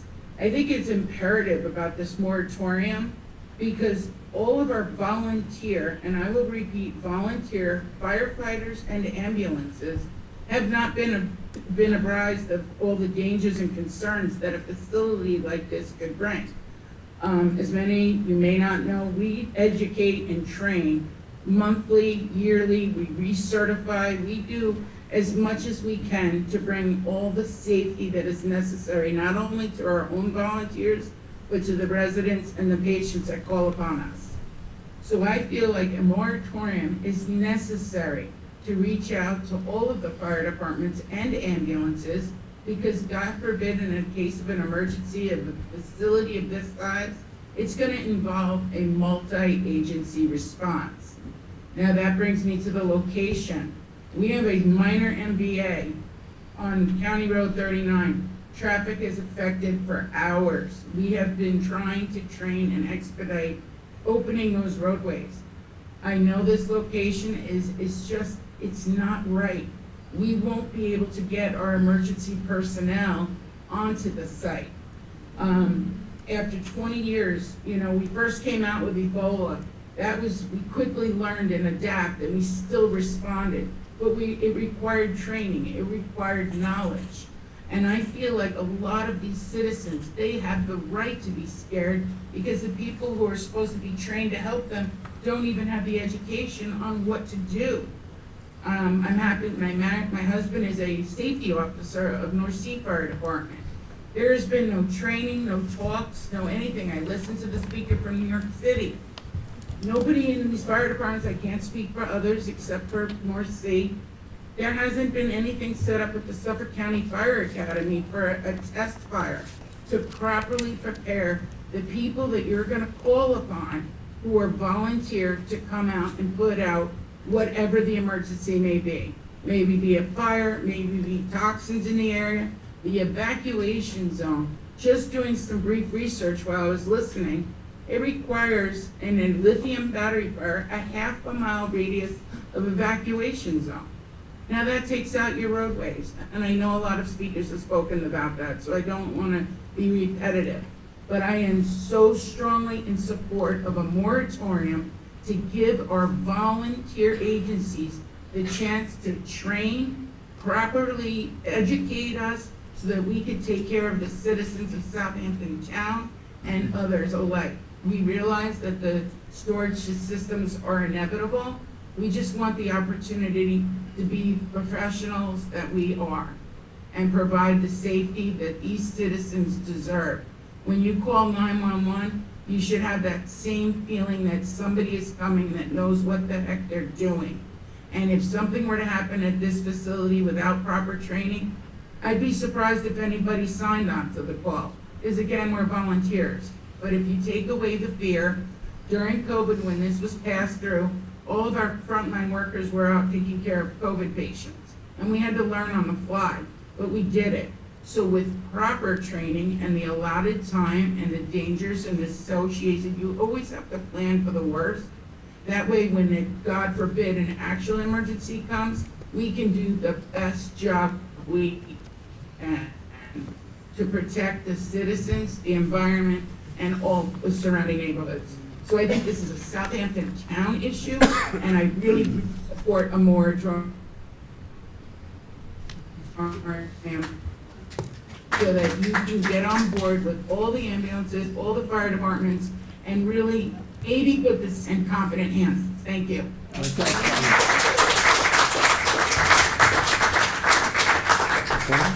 All right, Charlie, anybody else online? No, sir. Okay, anyone here who has not spoken, who wanted to speak, who didn't fill out a card? No second rounds. Okay, so, No second round. She works here. yeah, she works here. Sorry. Did you want to say anything? No, I just want to So, figure out what you want to do. Cindy, you're the sponsor on this moratorium. We could close it. It's, certainly, we need to have a moratorium on new applications. And this will do it. I wish it were a 6-month moratorium. We can extend it beyond that, because 3 months is not gonna be enough. We can we don't even have a resolution in front of us. We could close the hearing. I don't think we need to have more on this hearing, and then we have to decide on Whose noticing moratorium we're gonna vote on? another hearing, right, and then Well, so- you don't have to notice another hearing if you have a 10-day, you know, on your desk revision and you've discussed it here at open session. So you don't necessarily have to re-notice, right, Jim? Like, you could just make the amendments that you want and it lays on your desk for 10 days and then you can adopt So amend it to whatever you want to do here. Probably. I'd Isn't that prefer to have it. Yeah, I think. You wanna I would agree with renotice you, it? But I think because of the situation, because of the property and the fact that we didn't include the language that we were going to consider pending applications, that we should have a notice that we are going to consider a moratorium on The other pending applications property as well. had been in the moratorium, I would expect the property owner and the applicant to have, and their attorneys to be here to, Okay, go on so the do you record, want so- us to put through 2 different ones for the Well, next if agenda? we could close this one. We have to leave the written record open for 2 weeks for referrals. Oh, it went because to we the haven't planning heard from the commission. Suffolk County Planning Commission, right? Well, it would be the same, you referred to 3 different codes, Well, I don't- potentially? I'm just No, wondering if they'll on be just the one we confused. heard today. We referred it to them and we're waiting to hear back. Right, so On we could Thursday, close we the have it at the record. planning board. Can we close the record, and when we get their comments? You can close a public record and keep it open for agency comments, of Yes. course. Yeah, You can yes. always do that. Yeah, Exactly. do that. Because we can't vote on it until we have that. Right. Absolutely. And if they vote no, then you need 4 votes to override it. That's right. All right, so that's what I'd recommend, is that we close the public hearing and leave it only open for agency comments. For how long a period of time? I think. So we have to leave it open until we get those comments. We can't vote without. Well, the next hearing, let's say you put a notice in, either you're gonna walk it on now, or you're going to put it in the system. It would either be August 8th or the second one in August, so you could close it for 30 days and then But it would on be. this hearing, though, we still have to get planning commission, Suffolk Planning Commission to weigh it. Put the Their other one, meeting put the is other in moratorium early- aside for a second. So Because- they'll meet in early August. Their agendas are in the So we're beginning not of the going month. to hear from them before. So you won't hear from them until at least early August. Unless, no, because you didn't refer it in time. I don't think it was on their agenda yet. So the- it's gonna be Keep on it their open for agenda in 30 early days. August, and then you'll hear back. So you could 30 do days? 30 days? Yeah, 30 days. that's- Yeah, Okay. and I can follow up with Andy. Explain to us, because I'm not getting what This is just procedural mumbo jumbo. Yeah, but we'd it's- have to figure out what we're doing and then we'll explain it all. So, okay. You want to hear from the board? So We can- haven't discussed it. No. So we have. We don't need to. So there's no motion yet, I okay? just, So, I'll make a motion to close the public hearing, leave the written record open for 30 days. I'll second And it. it's seconded by Councilman Macna. On the motion, is there any, this will give the Suffolk County Planning Commission the ability to get A- us their comments on this moratorium, which is the Agency 3 comments or any comments for 30 days? It's up to you. Agency Agency comments. comments. Agency comments. That's not what you just said. Okay, so 30 days on this one. For agency. And 30 what, days are there for any agency. other agencies we need to hear from other than Suffolk County Planning Commission? You'll hear from the planning board. For 3 Um, months, excuse me, before we. Yeah, 30 30 days. No, we're Yeah. leaving the record open for 30 days. No, For the- agency. The moratorium would be, this one. Oh, this one is- for- This one we just heard. Yeah, we just talking about. It's 3 months. But we're leaving the record open for. We're not making a decision, Tommy John. We just, right. We just keep- Okay. So the motion is to close it and keep To it close open it, for leave the- agency comments. Agency comments only for 30 days. Okay? But So, as soon as it comes in, we can walk it on and get it to the next meeting. all right, so let me try to explain this to the audience. So, what we heard today was a 3-month moratorium on new applications. It didn't include the canal. And we certainly ought to have, I don't think anybody disagrees, that we need to have, we don't, it's bad enough the way it is, and now we don't want any more to come in. So this shuts the door to anything new coming in that we would have to process for 33 months, which isn't enough. But even to do that, we need the Suffolk County Planning Commission to tell us what they think, and we need the Town of Southampton Planning Board. Now, the Suffolk County Planning Commission, their opinion actually has a requirement that if they say no, we need to have a supermajority override that. The Planning Board doesn't have that requirement. So, assuming we take this vote, it closes, we're closed until we hear from the Suffolk County Planning Commission and the Planning Board, and then we can finally, if there's no objections, then the moratorium will go into effect, right? Once we We'll have to If you pass a decide. resolution enacting the moratorium, but we can't pass that resolution But in the meantime, for a while, all right? For at least 30 days. Meantime, the board, you guys, I think a lot of the community want us to have another public hearing on a different kind of moratorium that will capture the canal property. And we need to take a look at the details of that, come to some sort of agreement, have a public hearing. We're gonna have to take some issues in executive session that are of legal in nature, but I think we heard a lot today of concerns, particularly evacuation type of concerns with the railroad tracks at Sunrise and Montauk Highway, all being in close proximity here. Some of the things that came up, might be easy to address. Some things may be very difficult to address. Meanwhile, that process is in front of the planning board.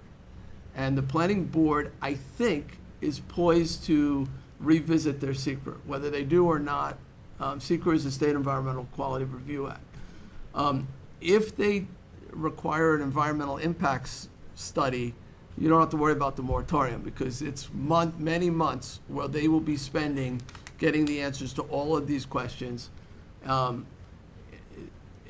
There's gonna be a giant, you guys will be part of the scoping session in terms of determining what questions need to be answered.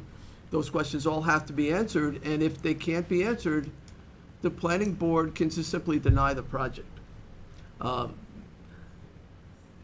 There may be other paths, I don't know, condition neg deck, but that still would require potentially an impact study, right, Jim? Yeah, it could be. So, Right. so they're gonna make a decision relatively soon at the planning board level. So even if, for now, that property isn't included in a moratorium, it may get held up in a lengthy review process. So I think if we could end the debate here and take the vote on closing this public hearing, and then we can, we still have several more public hearings. We have a ton of resolutions. In terms of the next hearing on an expanded moratorium, we do have to work out the details as a board. And we would like to do it expeditiously, so, I have another hearing. So if it's too late. yeah. How can all the research and work that's been done now be applied to a new site that is appropriate? I mean, what would be the steps? they would have to start over. Everything Start all starts over Yes. over again, from the beginning. Should I bring this person? Somebody showed up, but I thought we. So we may have one more person. We're in the middle of on closing Zoom. the hearing. Well, we haven't voted to close it yet. Okay. Technically, so, let me think procedurally, Jim, we're in the middle, we have a motion and a second, and we're debating the bill. You want to be able to hear this one last. Before we. You guys want to hear it, then I'll have to withdraw my motion. Yeah, I'd like to hear it. You It's a haven't public decided on hearing. it, so I think- All right, let me withdraw my motion to close the hearing. Second. You don't need to second that, so now we'll bring the last person on. Oh, I thought you were voting on this motion. No, I guess you guys, I thought Oh, wanted I to thought hear you one could more do it and then person. go back. All right, never Did you mind. want to, there's I one more person, misunderstood. Charles? Yes. Hi, can you hear me? We can't hear you yet. Okay, can you hear me now? Yeah, are you looking to speak on the battery energy storage issue? Yes. Okay, go ahead. You have 3 minutes. Okay, thank you, and thanks everyone for your service. My name's Helen Roussel, and I live in Sag Harbor. I'm a Sustainable Southampton Green Advisory Committee member, and I formerly served as Conservation Chair for the Long Island chapter of the Sierra Club.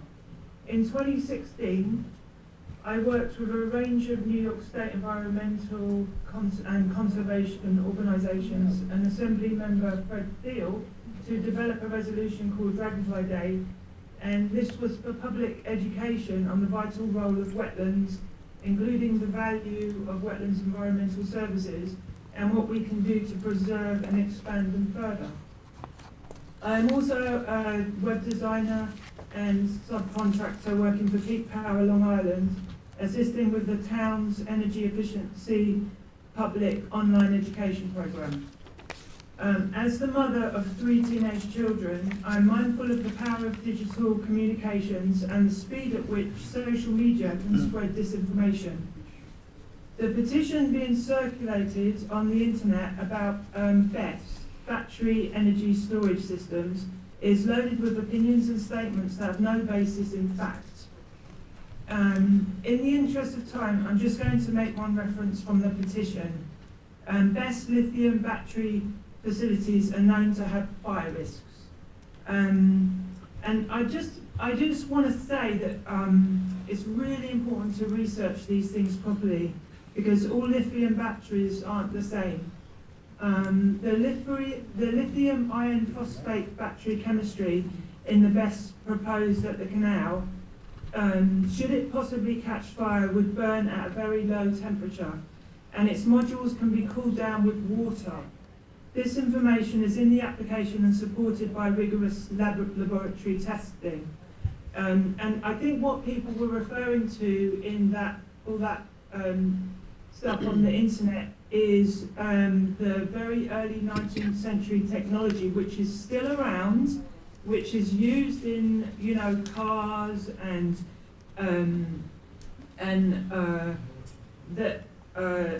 it contains cobalt, and that's a big difference between lithium-ion batteries that contain cobalt, because they burn at really high temperatures, and you cannot put them out with water. So you can't put them out, and what the fire department does is just leave them to burn themselves out. And these batteries 30 are seconds. inexpensive to make. They're in lots of, you see them in electric bikes, skateboards, all of this stuff. We've seen the stories of them catching on fire, a lot in New York City. And the thing is not to ever keep electric skateboard or a bike inside your home. Always store them outside of your home, because there is a risk of them catching on fire. But it's not true for these batteries to use, proposed to be used at the canal. And another thing about, and because 3 minutes. they're completely different technology.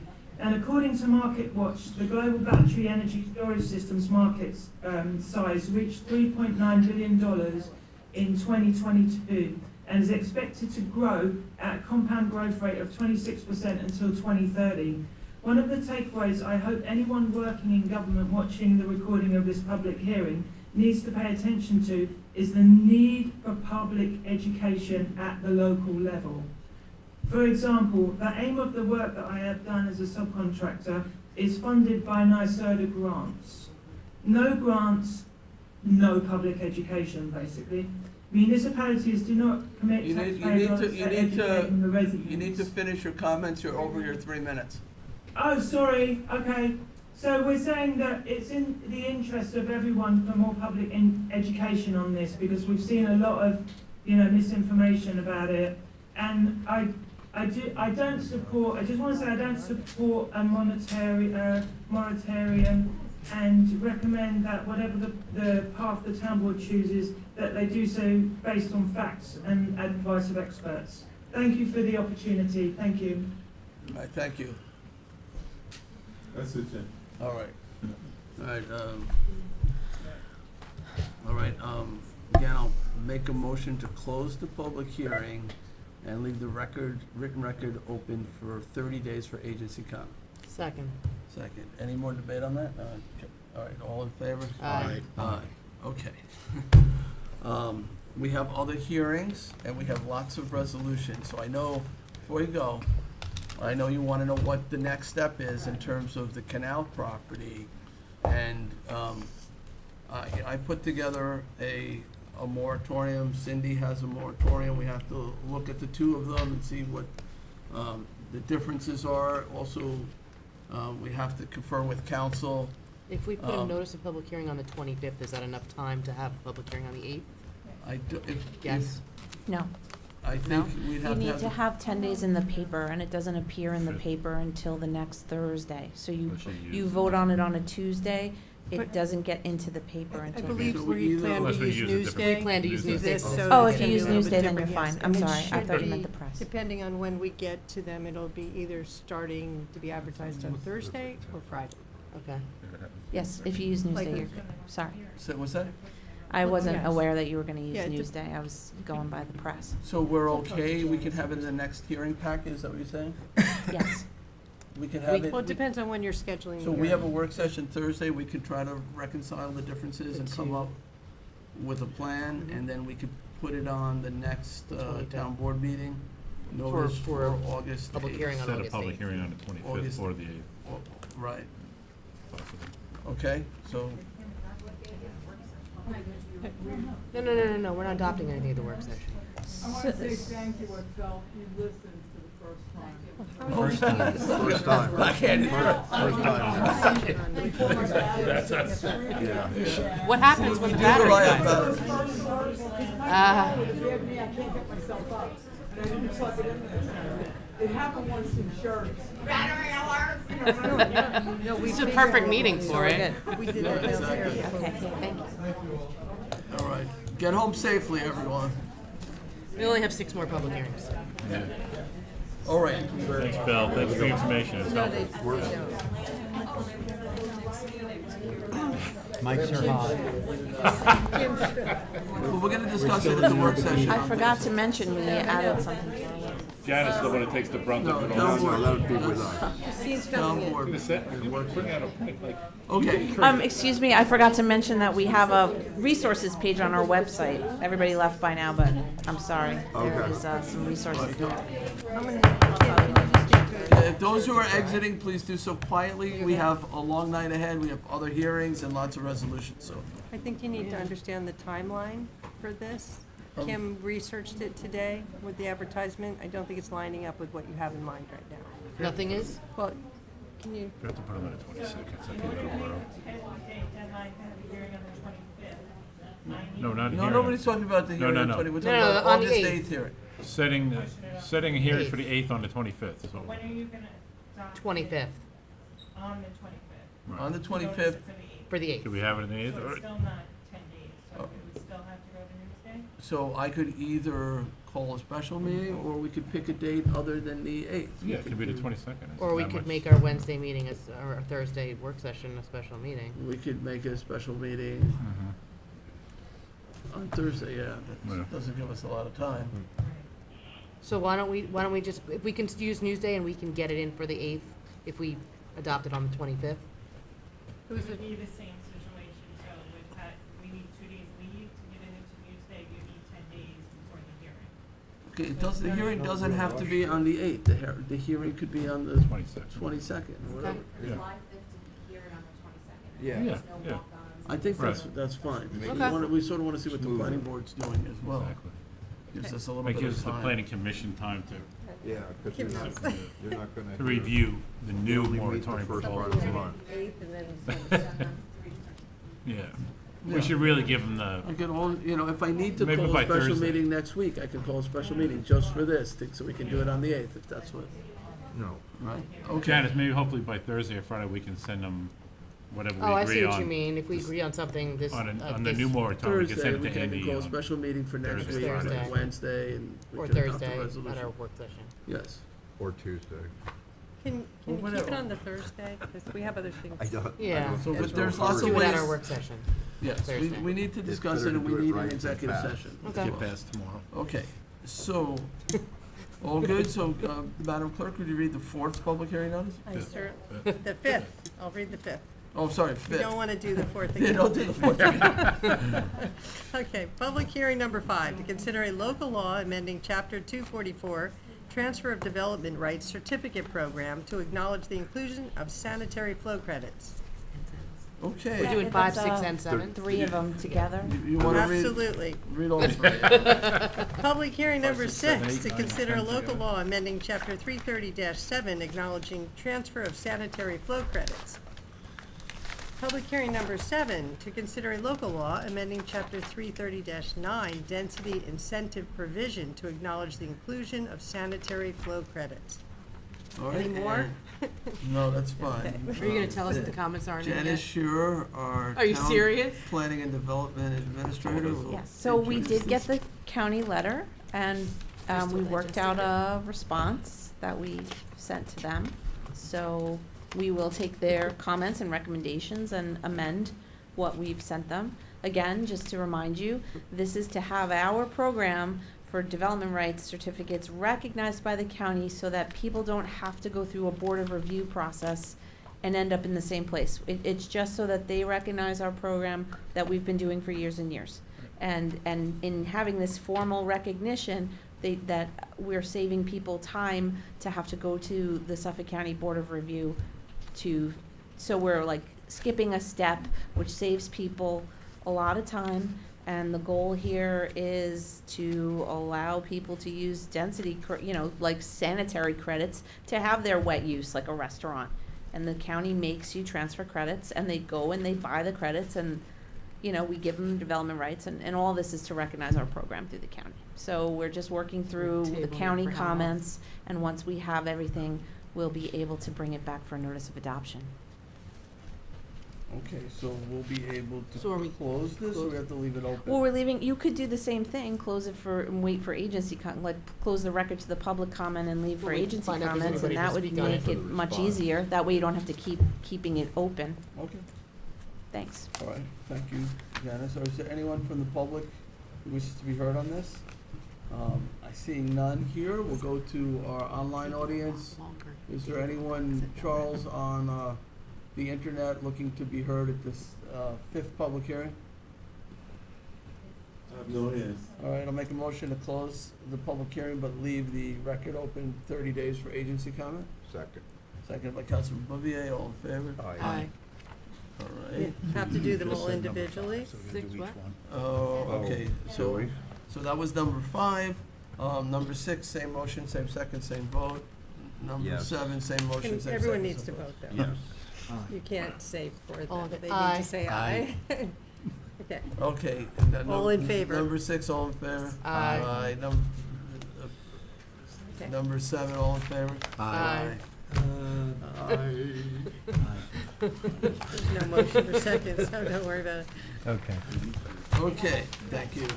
Thank you. All right, so we're moving on to the 8th public hearing. Madam Clerk? Public hearing number 8, to accept a deed of open space dedication in connection with a site disturbance plan approval for 378 Watermill Town Road. Go. Good All afternoon, right, Supervisor and members of the board. Christine Scalera, our Deputy Town Attorney, Christine Scalera, will introduce us. For your consideration is the acceptance of an open space parcel which comes as the result of an approval from the Planning Board pursuant to Town Code Section 330-69.2, which allows the Planning Board to modify the Aquifer Protection Overlay District clearing restrictions in the instance of an overclearing upon request of the applicant for such waiver. In this case, the applicant owns a parcel within the APOD that was overcleared by approximately 24%.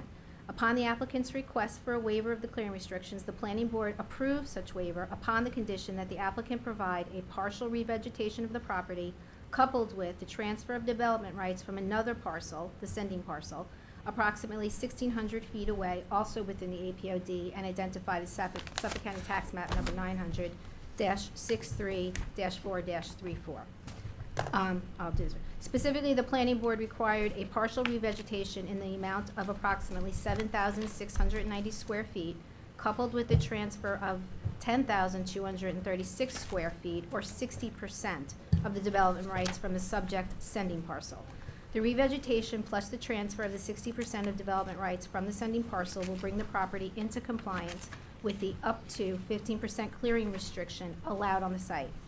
The sending parcel, now dedicated for open space, is the subject of this hearing and retains 40% of its development rights. The applicant, however, is waiving those residual fractional rights and proposes deeding the entire parcel to the town for open space preservation. And on this map, you can see the pink corresponds to the sending parcel, and then this is where you're seeing the site would be. So that's what we would be accepting into open space. If the board has any questions, I'm happy to try and answer them. Which is the open space piece, the small The one? no. This, The big oh, one, yeah, I'm sorry, yeah. yes, the small one over here. And then this is That's- the piece that is being revegetated and having the partial development right transferred to make up to 15% That's what they cut. allowed clearing in the APOD. So we're being asked to just accept the donation. Correct. Okay, thank you. Any questions for Christine? All right, anyone from our town hall audience who wishes to be heard? All right, Sean, all right. All right, we'll go online. Is there anyone watching this via Zoom who wishes to be heard at this public hearing number 8? No hands. We don't need to leave it open, right? Or make a No, it can motion be to- closed. Make a motion to close? Second. Second by Councilman Bouvier, all in favor? Aye. Aye. All right. Thank you.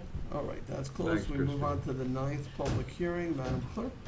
Public hearing number 9, to amend Town Code, Chapter 312-20, to designate no parking on the center median of Maryland Boulevard, Hampton Bays, New York.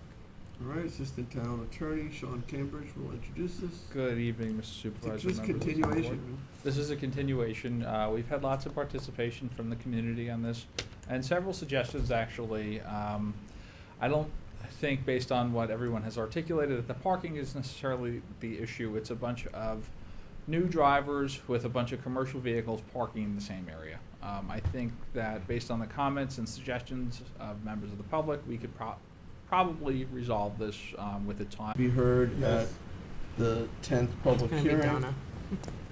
I just have a feeling. Wanted to reiterate my request for some assistance. Tonight I'll be going to the North Sea Community House.